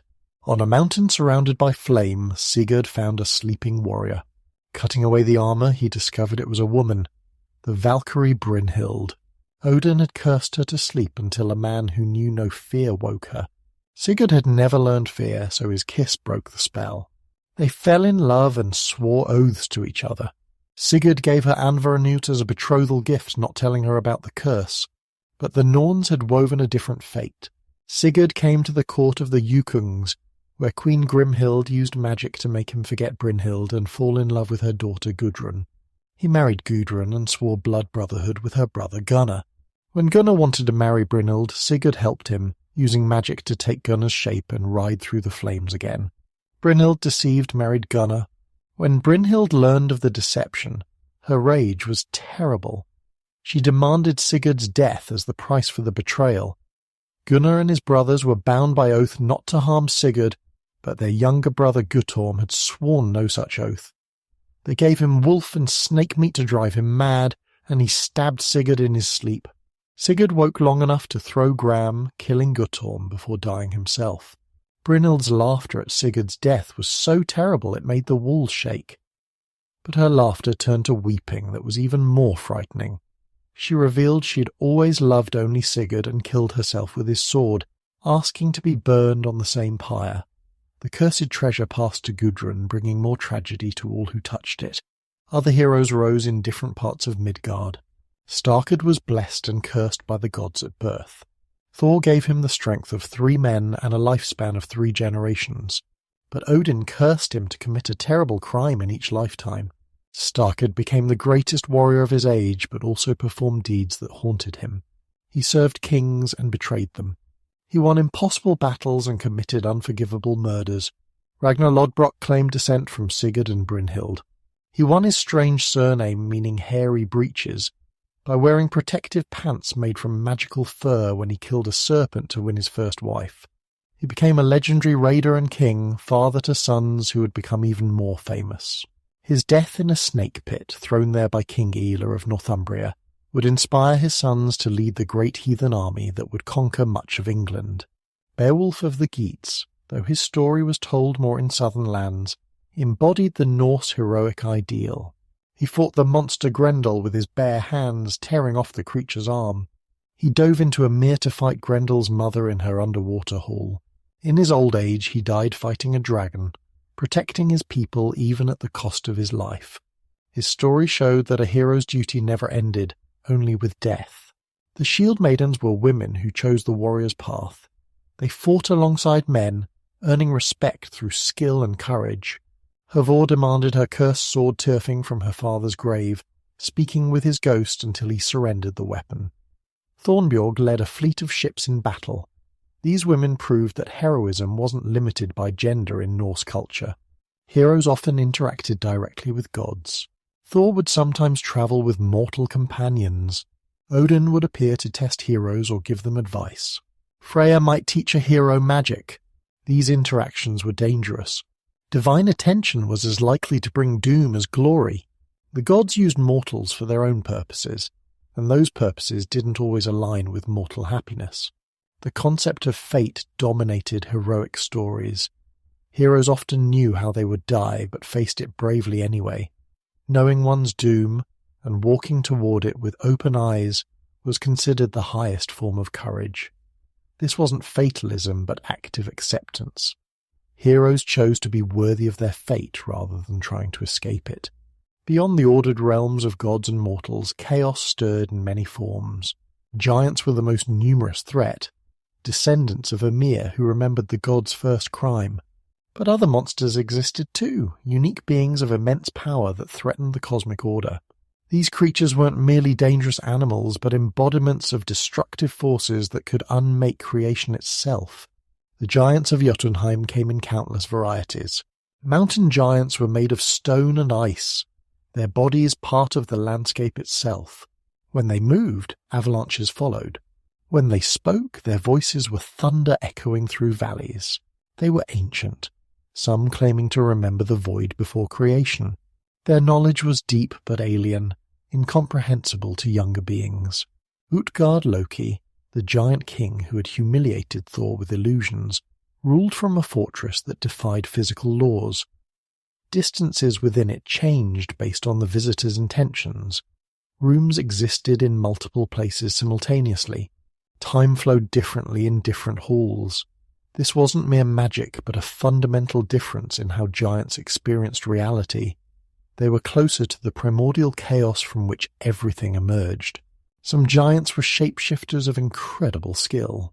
Thiassi could become an enormous eagle, his wingspan darkening entire kingdoms. In this form, he once kidnapped Idun and her golden apples, nearly destroying the gods by denying them immortality. Loki had to transform into a falcon and carry Idun back to Asgard as a nut clutched in his claws, with Thiassi pursuing as an eagle. The gods lit a fire that burned Thiassi's wings when he crossed into Asgard, and Thor finished him with Mjolnir. The giantess Skadi, Thiassi's daughter, arrived at Asgard in full armor seeking compensation for her father's death. The gods offered her gold, but she demanded a husband from among them and that they make her laugh, something she claimed impossible in her grief. She was allowed to choose a husband by looking only at feet. She chose the most beautiful feet, thinking they belonged to Balder, but they were Njord's, clean from constant washing in the sea. To make Skadi laugh, Loki tied one end of a rope to a goat's beard and the other to his own testicles. The resulting tug-of-war, with both goat and god screaming and pulling, finally cracked Skadi's composure. She laughed despite herself. As additional compensation, Odin took Thiassi's eyes and threw them into the sky as stars. Skadi accepted these payments, though her marriage to Njord would fail due to their incompatible natures. Geirrod was a giant who nearly killed Thor through cunning rather than strength. He captured Loki, who had been flying in Frigg's falcon form, and starved him for 3 months. Loki agreed to bring Thor to Geirrod's hall without his hammer or belt of strength. On the way, Thor stayed with the giantess Grid, who warned him of the trap and lent him her own belt of might, iron gloves, and unbreakable staff. In Geirrod's hall, Thor had to cross a river that rose suddenly, threatening to drown him. He saw Geirrod's daughter Gjalp causing the flood by urinating into the water upstream. Thor threw a boulder at her, saying, "A river must be stopped at its source." Later, sitting in a chair that began rising toward the ceiling to crush him against the rafters, Thor discovered Geirrod's daughters beneath it. He used Grid's staff to push down, breaking both daughters' backs. Geirrod himself threw a glowing iron bolt at Thor, but the god caught it with Grid's iron gloves and threw it back. The bolt went through an iron pillar, through Geirrod, through the wall, and deep into the earth. This showed that while Thor preferred direct combat, he could adapt when necessary. Not all battles could be won with straightforward hammer blows. Hrungnir, mentioned earlier in Thor's duel, represented a different giant threat. He was honourable in his way, accepting single combat rather than bringing an army. His creation of the clay giant Mokkakalfi showed giant ingenuity. They understood they couldn't match Thor's strength directly, so they tried psychological warfare. The clay giant's enormous size was meant to intimidate, though its cowardly mare's heart undermined the effect. The giantess Angerboda, Loki's mate, was called the Mother of Monsters for good reason. She lived in Ironwood, a forest in Jotunheim where the trees were black as night and the ground was always frozen. She birthed not only Fenrir, Jormungandr and Hel, but also the wolves Skoll and Hati, who chased the sun and moon. Some stories suggest she had other monstrous children hidden in the dark places of the world, waiting for Ragnarok. Jormungandr, the world serpent, was perhaps the most impressive monster in sheer size. After Odin cast him into the ocean, he grew until he encircled all of Midgard. His movements caused tidal waves and whirlpools. When he shifted position, earthquakes shook the land. He was so large that he had regional variations. His head might be attacking ships near Greenland while his tail was causing storms near Africa. Thor and Jormungandr encountered each other several times before their final battle. Once Thor went fishing with the giant Hymir using an ox head as bait. When Jormungandr took the bait, Thor pulled so hard that his feet went through the boat's bottom. He was about to kill the serpent with Mjolnir when Hymir, terrified, cut the fishing line. The serpent sank back into the depths, and Thor knocked Hymir overboard in rage. Fenrir grew rapidly in Asgard before his binding. At first he was like a large but manageable wolf pup. The gods thought they could tame him. But he grew larger each day, and his appetite increased proportionally. Soon he was eating entire herds. His jaws could open wide enough to swallow a house. His eyes burned with intelligence and hatred. The prophecy that he would kill Odin made the gods fear him even as a pup. After Fenrir was bound with Gleipnir, his howling could be heard across all realms. The gods placed a sword vertically in his mouth to keep it open, its hilt on his lower jaw and point against his palate. Saliva flowed from his jaws, forming a river called Van, meaning hope. Though what hope could come from such a source was unclear. He would remain bound until Ragnarok, growing ever angrier, ever stronger. Hel, though not monstrous in behaviour, was terrifying in appearance. The half of her that was alive was beautiful, but the half that was dead was rotting, with exposed bone and putrid flesh. She could speak prophecies that always came true. She commanded all who died of sickness or old age, giving her an army larger than any other ruler. She was neither good nor evil, simply inevitable. Nidhogg, the dragon gnawing at Yggdrasil's root, was ancient beyond reckoning. Some said he existed before the tree, waiting in Niflheim for something to destroy. Others claimed he emerged from the first rot in Ymir's corpse. He was accompanied by countless serpents with names like Grafvitnir, Grave Wolf, and Grafvalud, Field Destroyer. Together, they worked to undermine the World Tree, literally attacking the foundation of existence. The eagle at Yggdrasil's crown was nameless in most stories, known only as the eagle. Between its eyes sat Vedrafölnir, a hawk whose vision pierced all secrets. The eagle's wings created the northern winds. Its cry could shatter stone. It and Nidhogg maintained their eternal hatred, mediated by Ratatoskr the squirrel, who seemed to delight in making their conflict worse. This cosmic discord was part of the world's nature, conflict built into the very structure of reality. Surtur waited in Muspelheim with patience beyond mortal comprehension. He had existed since before the gods, and he would exist when they were gone. His flaming sword was sharp enough to cut fate itself. His fire was hot enough to melt reality. He didn't hate the gods or creation. Destruction was simply his nature, as inevitable as winter following summer. He would wait until Ragnarok to fulfill his purpose. Lesser monsters also threatened the ordered worlds. Draugr were the undead, corpses that wouldn't stay in their graves. They were incredibly strong, able to grow or shrink in size, and could drive men mad with fear. They guarded their burial treasures jealously, and would hunt down any who disturbed their rest. Only decapitation and burning could stop them permanently. Trolls lived in the mountains and deep forests. Sunlight turned them to stone, so they only moved at night. They were stupid but strong, often tricked by clever heroes but dangerous if approached directly. Some trolls had multiple heads. Others could smell Christian blood from miles away, though this detail was added after the conversion. They kidnapped people to eat or enslave, making the wilderness dangerous after dark. Mare were spirits that caused nightmares by sitting on sleeping people's chests. They would ride horses at night, leaving them exhausted and covered in sweat by morning. Their name gave us the word nightmare. They could enter homes through keyholes or knots in wood. Protective charms were hung over beds and stable doors to keep them away. Lindworms were legless dragons that guarded treasures or sacred sites. They were venomous, their breath poisonous enough to wilt forests. Heroes who killed lindworms often had to use cunning rather than strength.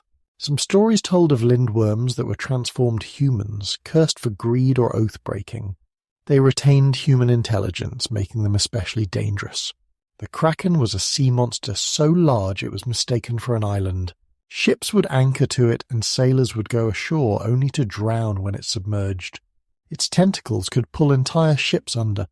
When it surfaced, it created whirlpools that sucked down anything nearby. Some said there was only one kraken. Others claimed there were several, sleeping in the deep ocean trenches. The end was known from the beginning. The Norns had spoken it. Odin had seen it in his stolen wisdom. Every god knew that Ragnarok, the twilight of the gods, would come. This knowledge shaped everything they did.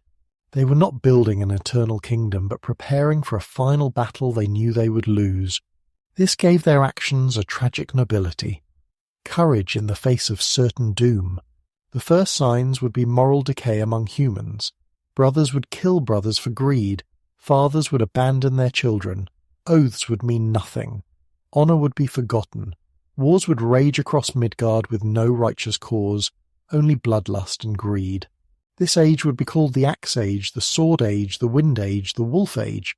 Shields would be cloven, and no man would spare another. 3 winters would come with no summer between them. This Fimbul winter would kill most of humanity through cold and starvation. Snow would fall from all directions. Winds would howl with unprecedented fury. The sun would give no warmth. Those who survived the cold would kill each other for the last scraps of food. Civilization would collapse entirely. Only the strongest and most ruthless would see the winter's end. During Fimbul winter, terrible events would unfold in all realms. The wolves Skoll and Hati would finally catch and devour the sun and moon. Stars would disappear from the sky.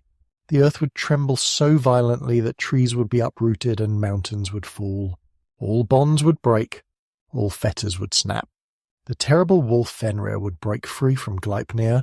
Loki too would escape his bondage. After he caused Baldur's death, the gods had bound him in a cave with the entrails of his own son. A serpent dripped venom on his face, causing him agony.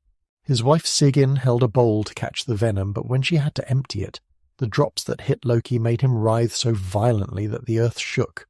These were earthquakes. At Ragnarok he would break free, his mind destroyed by ages of torture. Heimdall would see all this beginning. He would blow Gjallarhorn, its sound reaching every corner of every realm. This would be the final call to arms. Gods would don their armor. Einherjar would pour from Valhalla's 540 doors. Every divine being would know the last battle had come. Even those who had avoided conflict would have to choose a side. Jormungandr would release his tail and rise from the ocean. His movement would create tidal waves that would drown coastal lands. Poison would drip from his fangs, poisoning the sky and sea. He would make his way toward the plain of Vigrid, where the last battle would take place. His very presence would kill everything in his path, leaving a trail of death across Midgard. The ship Naglfar would break free from its moorings. This ship was made from the untrimmed fingernails and toenails of the dead, which was why people trimmed the nails of corpses to delay the ship's completion. Loki would pilot this ship carrying an army of the dishonored dead. The sight of Naglfar's approach would fill even brave warriors with despair. From the south would come Surtur leading the hosts of Muspelheim. His flaming sword would burn brighter than the sun. Fire giants would follow him, their very presence setting the air ablaze. Everything flammable would ignite as they passed. Forests would become infernos, rivers would boil away, the ground would crack from the heat. Fenrir would run with his mouth open so wide that his lower jaw dragged on the ground and his upper jaw scraped the sky. Flames would shoot from his eyes and nostrils. He would swallow everything in his path, men, animals, even the earth itself. His howling would drive mortals mad with terror. He would head straight for Odin, remembering who had ordered his binding. The gods would make their final stand on Vigrid, a plain 100 leagues in every direction. This battlefield was perfectly flat, allowing no advantage of terrain. Here, all the forces of order and chaos would meet for the final time. The armies would be so vast that despite the plain's enormous size, There would barely be room for all the combatants. Odin would ride at the head of the god's army, wearing golden armor and carrying Gungnir. His ravens would fly above him one last time. His wolves would run at his side. The Einarjar would follow him, all the warriors who had died gloriously in battle over the ages. They had trained for this moment every day in Valhalla. Now their purpose would be fulfilled. Thor would stand beside his father, Mjolnir in hand, his belt of strength doubled around his waist. He would look for Jormungandr, knowing their fates were intertwined. The Thunder God had no fear, only determination. He had protected Midgard from monsters all his life. This would be his final and greatest defense. Freyr would face Surtur, but he would be without his self-fighting sword, having traded it away for the chance to marry the giantess Gerd. He would fight bravely with a stag's antler, but everyone knew he was doomed without his proper weapon. This was the price of love, a choice made knowing its consequences. Tyr, one-handed but unbowed, would lead a contingent of warriors. His missing hand, sacrificed to bind Fenrir, would not hinder him. He had learned to fight with his left hand as skillfully as he once had with his right.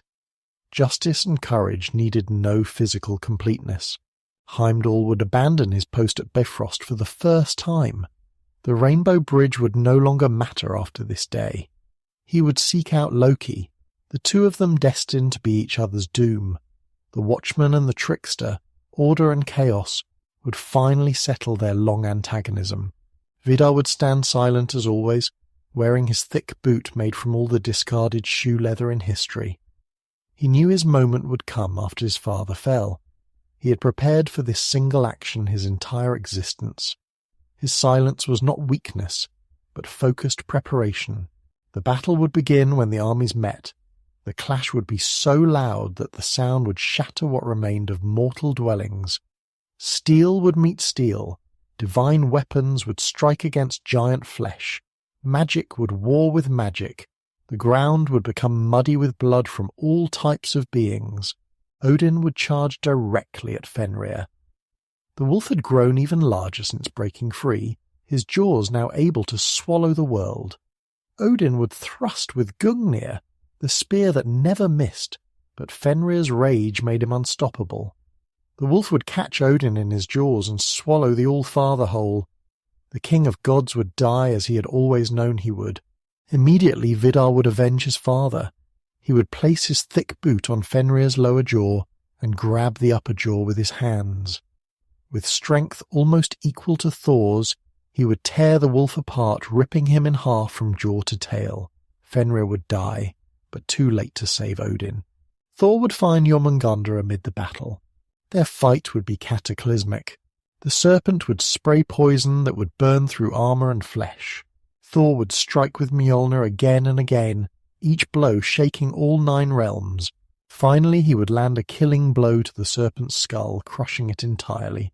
But as Jormungandr died, he would exhale a final cloud of poison. Thor would stagger back 9 steps, then fall dead, overcome by the venom. Freyr's battle with Surtur would be magnificent but brief. Without his sword, Freyr would fight with desperate courage. He would wound Surtur several times, achieving more than anyone thought possible with just an antler. But Surtur's flaming sword would eventually find its mark. Freyr would fall, and Surtur would step over his body to continue his destruction. Loki and Heimdall would meet in the battle centre. They had always been opposites. Heimdall saw all, Loki obscured all. Heimdall guarded, Loki infiltrated. They would fight with no words, their weapons speaking for them. Each would mortally wound the other. They would die simultaneously, their long conflict finally ended. Garm, the hound who guarded Helheim, would break free and fight Tyr. The one-handed god and the hellhound would tear each other apart. Both would die from their wounds. Tyr finally finding the glorious death he'd been denied when he sacrificed his hand for the greater good.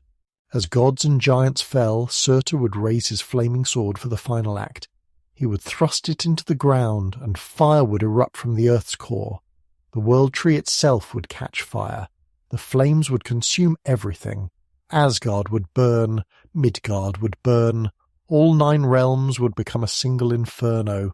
The fire would burn so hot that it would consume even itself. When nothing remained to burn, the fire would die. The cosmos would return to emptiness, similar to the void of Ginnungagap before creation. But this would not be exactly the same. Something would remain, some essence or possibility. After everything burned, the earth would rise again from the waters, green and fertile. It would be as if the fire had cleansed rather than just destroyed. Waterfalls would flow with pure water. Eagles would soar over rivers full of fish. Fields would grow without being sown. This new earth would be more beautiful than the old one had ever been. A few gods would survive Ragnarok. Vidar and Vali, Odin's sons, would live through the destruction. Modi and Magni, Thor's sons, would survive and inherit Mjolnir, though it would take both of them to lift it.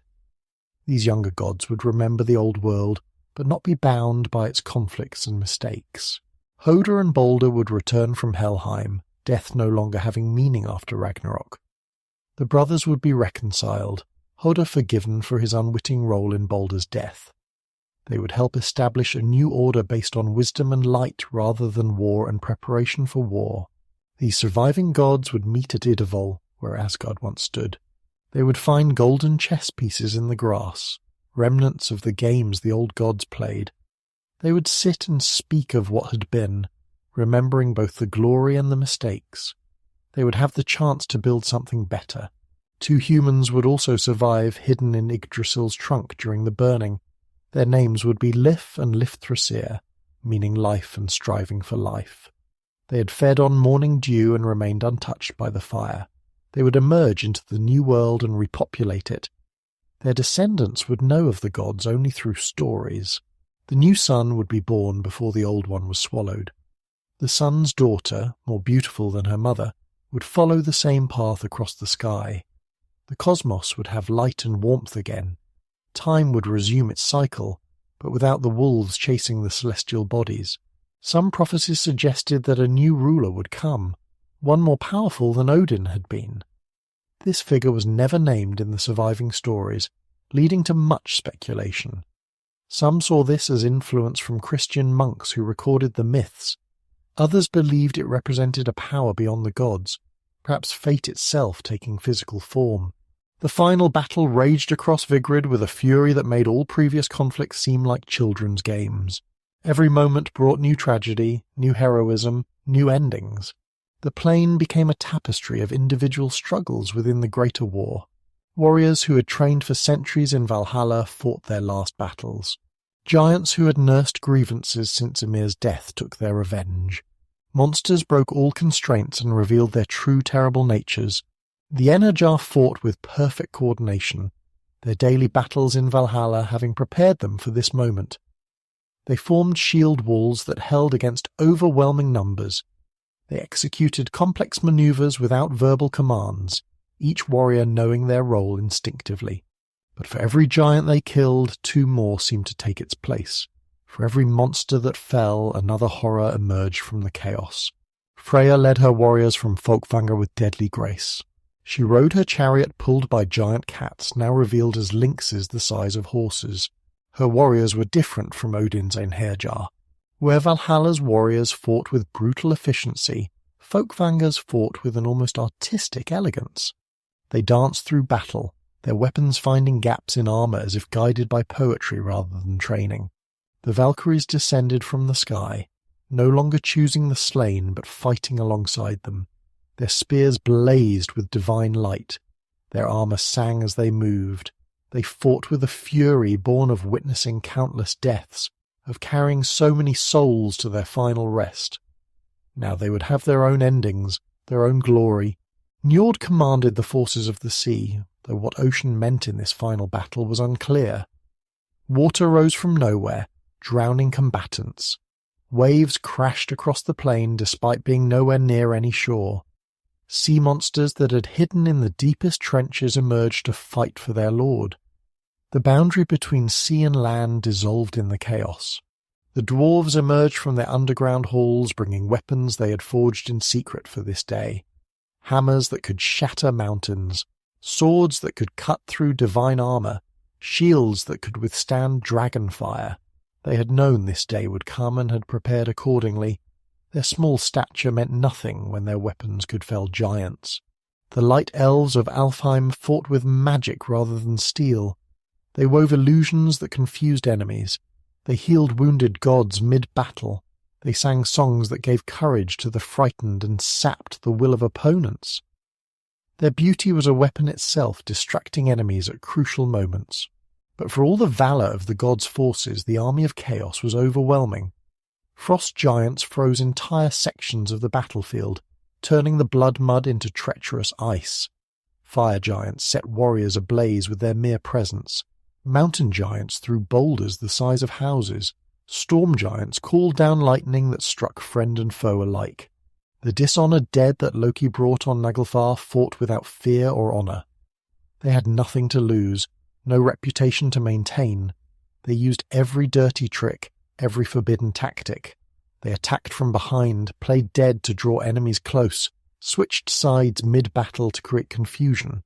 Their very presence was a corruption of the warrior ideal. Dragons appeared from hidden lairs, not just Nidhogg but others whose names were never recorded. They breathed poison, fire, ice, and acid. Their scales turned aside the strongest blows. Their claws rended divine flesh as easily as mortal. They fought for no side but destruction itself, attacking anyone within reach. The wild hunt rode across the battlefield sky, neither helping nor hindering either side. They were witnesses to the end, cosmic observers whose role was to remember rather than participate. Odin had once led them, but now they were masterless, free to watch the twilight of everything they had known.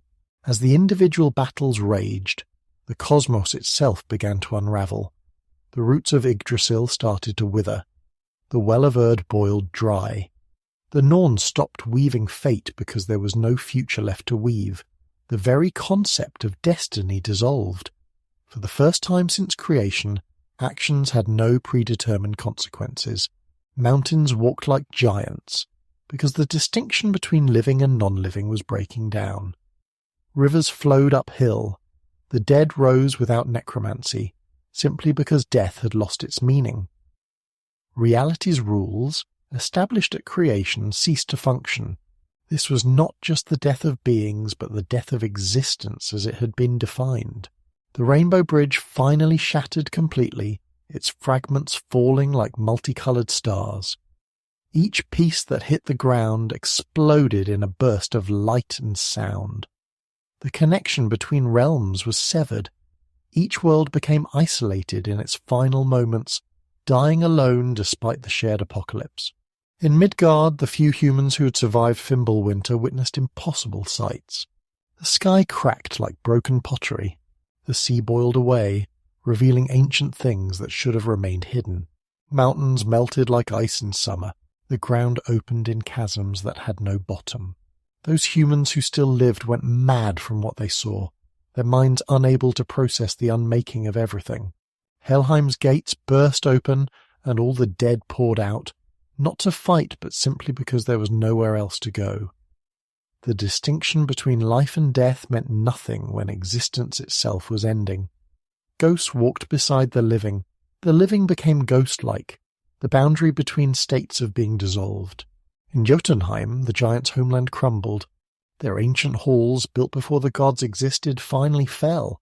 Mountains that were actually sleeping giants woke for the first time in eons, only to die moments later. The chaos that giants represented consumed even them. They had wanted to destroy the gods' order, but they hadn't understood that they too were part of that order. Alfheim's eternal spring ended in a single moment. Every flower wilted simultaneously. Every tree shed its leaves at once.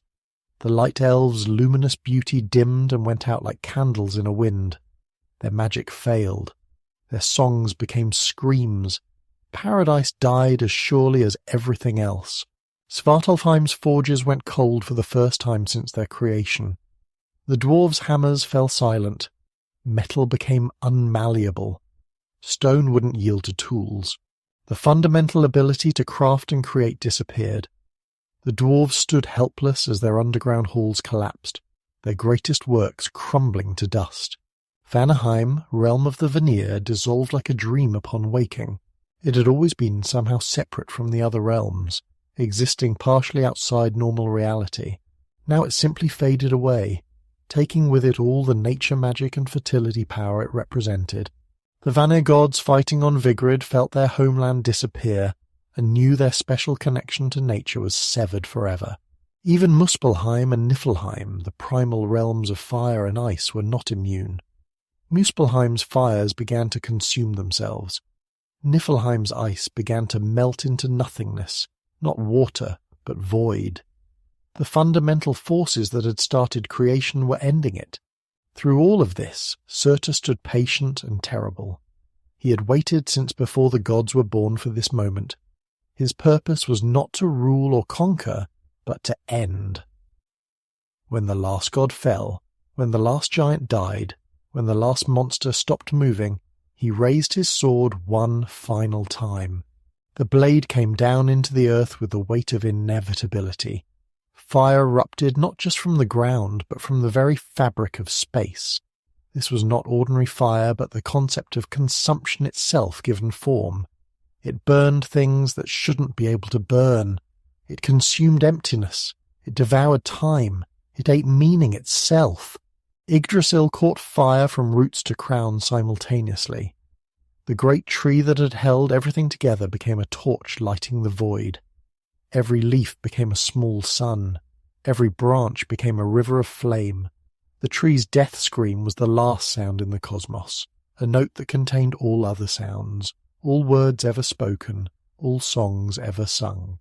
The 9 realms collapsed into the burning tree, drawn like moths to a flame. Distance ceased to matter. Everything was pulled into a single point of infinite heat and light. The distinctions between realms disappeared. Asgard and Helheim became one. Midgard and Jotunheim merged. Everything that had been separate united in destruction. The fire burned backward through time, consuming history. Every event that had ever happened unhappened. Every word spoken was unspoken. Every birth was unbirthed. The fire ate causality itself, making it so things that had occurred had never occurred, yet were still ending. Gods who had already died, died again in new ways. Battles that had been won were unwon. The creation of the world from Ymir's body reversed, his corpse reassembling only to burn away to nothing. The primordial void of Ginnungagap itself caught fire, proving that even nothingness could be destroyed. But in this ultimate destruction, something strange happened. The fire began to burn itself. Having consumed everything else, it had only itself left to devour. It became a serpent eating its own tail, a cycle completing itself. The destruction destroyed destruction. The ending ended endings. As the fire consumed itself, it left behind not the void that had existed before creation, but something else, a potential, a possibility. The cosmic slate had been wiped clean, but the slate itself remained. The capacity for existence survived existence's end. In this space between nothing and something, green shoots appeared. They grew from no soil, needed no water, required no sun. They simply were, asserting existence in defiance of non-existence. These plants were similar to those that had grown in the old world, but not identical. They were somehow more vital, more real, as if the previous reality had been only a draft and this was the final version. Water appeared, not falling from sky or rising from ground, but simply manifesting. It was clearer than any water that had existed before. It remembered nothing of the blood and poison that had polluted the old world seas. It flowed in rivers that carved their own beds through the new landscape that was forming from possibility itself. A sun rose, though there was no east for it to rise from. This was the daughter of the old sun. But she was also something entirely new. Her light was gentler but somehow stronger. She needed no chariot to cross the sky. No wolves chased her. She moved by will rather than by fate. Land formed, not from a giant's corpse, but from its own desire to exist. Mountains raised themselves because mountains should exist. Valleys carved themselves because valleys were necessary. The new world was creating itself. following patterns that seemed familiar but were fundamentally different. In this new world, two figures emerged from the trunk of a tree that was and wasn't Yggdrasil. Lif and Lifthrasir had survived by hiding in the world tree sustained by morning dew, but they were changed by their experience. They had witnessed the end of everything and the beginning of everything. They contained within themselves memory of what was and hope for what could be. They looked at each other with wonder. They were the same humans who had hidden from Ragnarok, but they were also new beings. The destruction had burned away something non-essential from them, leaving only what truly mattered. They understood each other perfectly without speaking. They knew their purpose without being told. From the plain where Asgard had stood, figures emerged from the grass. Vidar and Vali, silent and purposeful. Modi and Magni carrying Mjolnir between them. They were gods, but gods without worshippers, divine beings in a world that didn't yet know divinity. They would have to find new purposes, new ways of being. Then, unexpectedly, from the ground rose two figures that should not have survived. Balder, bright and beautiful, no longer bearing the wound that killed him. Hudder, his blind eyes now seeing, the guilt of fratricide lifted. Death had released its hold on them when death itself died. They embraced as brothers, their reconciliation a sign that the new world would not carry the old world's grudges. The surviving gods found golden chess pieces in the grass, the only physical remnants of the old Asgard. They sat in a circle and began to speak. Not of rebuilding what was lost, but of what could be built new. They had learned from the old world's mistakes. They knew that building for permanence was folly. This time they would build for change. They spoke of the old days, not with nostalgia, but with the perspective of survivors. They remembered Odin's wisdom, but also his ruthlessness. They recalled Thor's strength, but also his simplicity. They honored the dead without wishing them back. The past was finished. The future was unwritten. Hoder spoke of his time in Helheim, of the quiet dignity of the common dead who had lived without glory but also without shame. Balder spoke of the moment of his death, how he had seen all possible futures collapse into one. They agreed that the new world needed different values than the old. Not just courage and honor, but compassion and wisdom. The gods decided not to rule this new world as they had the old. They would be guardians, not kings. They would advise, not command. The humans, Lif and Lifthrasir, would make their own choices. The gods had learned that controlling fate led only to being controlled by it. As they talked, other survivors appeared. A few dwarves emerged from deep caves that had somehow withstood the burning. Some light elves materialized from sunbeams. Even a giant or two walked out of the morning mist. The old tribal division seemed pointless now. They had all lost everything. They could all begin again. No one spoke of rebuilding the old pantheon. No one suggested recreating Valhalla or Folkvanga. The age of preparing for Ragnarok was over because Ragnarok was over. Whatever conflicts the new world would face would be new conflicts requiring new solutions. Lif and Lifthrasir began to explore the new world. They found it familiar yet strange. Rivers flowed where rivers should flow, but their courses were different. Mountains stood where mountains should stand, but their shapes were changed. The world followed natural laws, but they were not quite the same laws as before. They discovered plants that bore fruit they had never seen, animals that were like yet unlike those they remembered. The world was teaching them, showing them new ways to live. They would not need to struggle as their ancestors had. The world wanted them to thrive. As days passed in the new world, and yes, there were days and nights, though no one had established them, Lif and Lifthrasir began to have children. These children were born without knowledge of the old world. To them, existence had always been green and growing. They would hear stories of gods and giants, but these would be just stories, not the overwhelming presence they had been before. The surviving gods watched this new generation with interest but didn't interfere. They had learned that divine intervention often caused more problems than it solved. They would let humanity develop naturally, finding its own way. If humans chose to worship them, it would be by choice, not necessity. Some of the gods began to fade, not dying, but becoming less solid. less present. They were beings of the old world, and without the constant conflict that had defined them, they had less reason to exist. Vidar, god of vengeance, had no one left to avenge. Vali, born for a specific purpose now complete, found himself purposeless, but others adapted.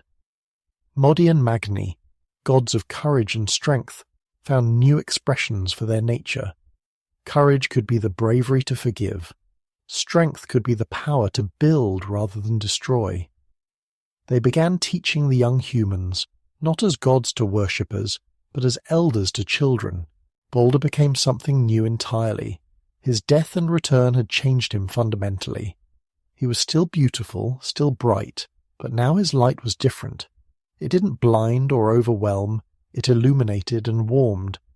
He became less of a god and more of a principle, the idea that death is not the end, that beauty can survive destruction. The new world had no name. It didn't need one. It was simply the world, the place where life continued.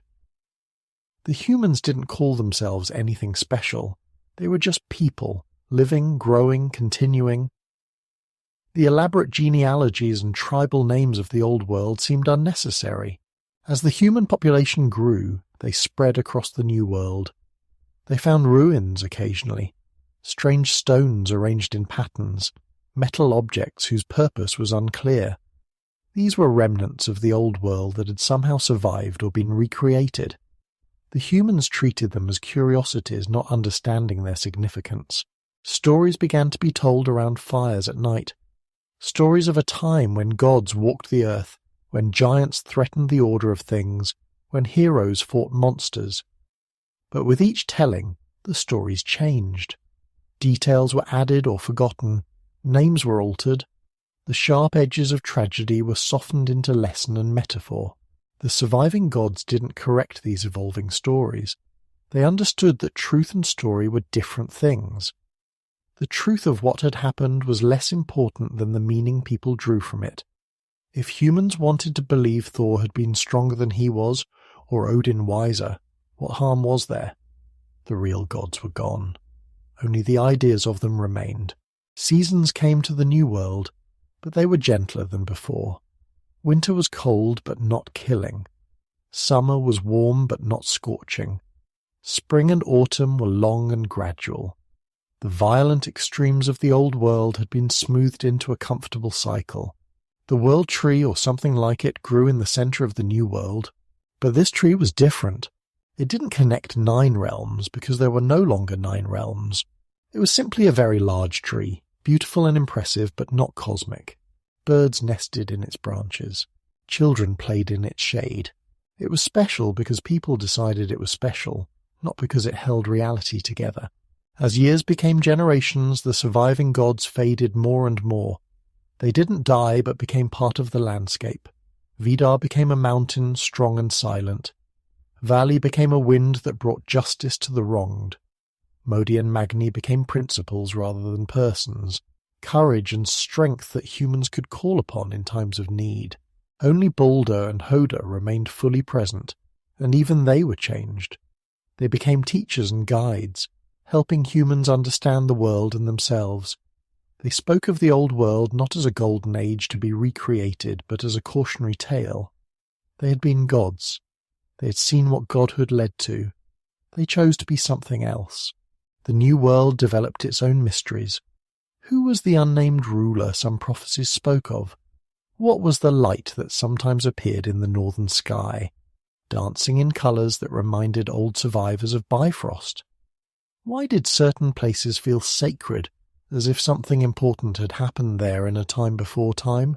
These mysteries were never solved, and that was appropriate. The old world had tried to know everything, control everything, prepare for everything. It had bound wolves and gathered armies and sought wisdom at any cost. The new world accepted mystery. Not everything needed to be known. Not every question needed an answer. As the story of the new world continued, it became clear that this was not just a second chance, but a different kind of existence entirely. The cycle of creation and destruction that had defined the old world was broken. This world would age and change. But it would not end in fire and battle. It would evolve, adapt, continue. The last words spoken about the old world came from Hoder, whose blindness had become a different kind of sight. He said that Ragnarok had been necessary. Not good, not evil, but necessary. The old world had been born from violence, the murder of Ymir, and so it had to end in violence. The new world, born from survival and hope, would have a different fate, and so the story ends where it began, with a void that became a world. But this time, the world was not built on a corpse, it was built on memory and possibility. The gods were not rulers but memories. The monsters were not threats but stories. The heroes were not warriors but the simple humans who chose to continue living after everything ended. The Norse cosmos had completed its cycle. From ice and fire it had come, to ice and fire it had returned. But from those ashes something new grew, something that was no longer Norse, no longer bound by fate and prophecy. It was simply life, continuing as life always does, finding a way forward even after the end of everything. This is where the old stories stop, at the beginning of the new world. What happened next was not mythology, but history. The descendants of Lif and Lifthrasir became us, humanity, carrying within ourselves the faint memory of gods and giants, of wolves that ate the sun and serpents that circled the world. We forgot the details but remembered the important parts. That courage matters, that endings lead to beginnings, that even gods can die, but life itself continues. The skalds who first told these stories understood something profound. They knew their own world would end. The Viking Age would pass. The old gods would be forgotten. But by telling the story of how everything ends, they ensured that something would survive. The stories themselves became the seeds hidden in Yggdrasil's trunk, surviving the burning to sprout in new minds, in new times. Every time these stories are told, Odin gains wisdom again. Thor swings his hammer again. Loki schemes again. Balder dies and returns again. The cycle continues, not in cosmic destruction, but in human memory and imagination. The real Ragnarok was not the twilight of the gods, but their transformation from beings to stories, from worship to wonder. Thank you for joining me on this journey through the complete story of Norse mythology. From the primordial void of Ginnungagap to the green rebirth after Ragnarok, we've walked the paths of gods and giants, heroes and monsters. These stories have echoed across more than 1,000 years, from Viking longhouses to modern homes, carrying wisdom disguised as entertainment, philosophy wrapped in adventure. The Norse myths speak to something deep in the human spirit. They tell us that even gods struggle and fail, that courage matters more than victory, that endings are also beginnings. In a world that often feels chaotic and uncertain, these ancient stories remind us that our ancestors faced the same fears and found meaning anyway. If you enjoyed this journey through Norse mythology, please consider subscribing to the channel. Like this video if it brought you value. Share it with others who might appreciate these timeless stories. Until next time, remember that we are all part of the ongoing story, adding our own chapters to the great saga of existence.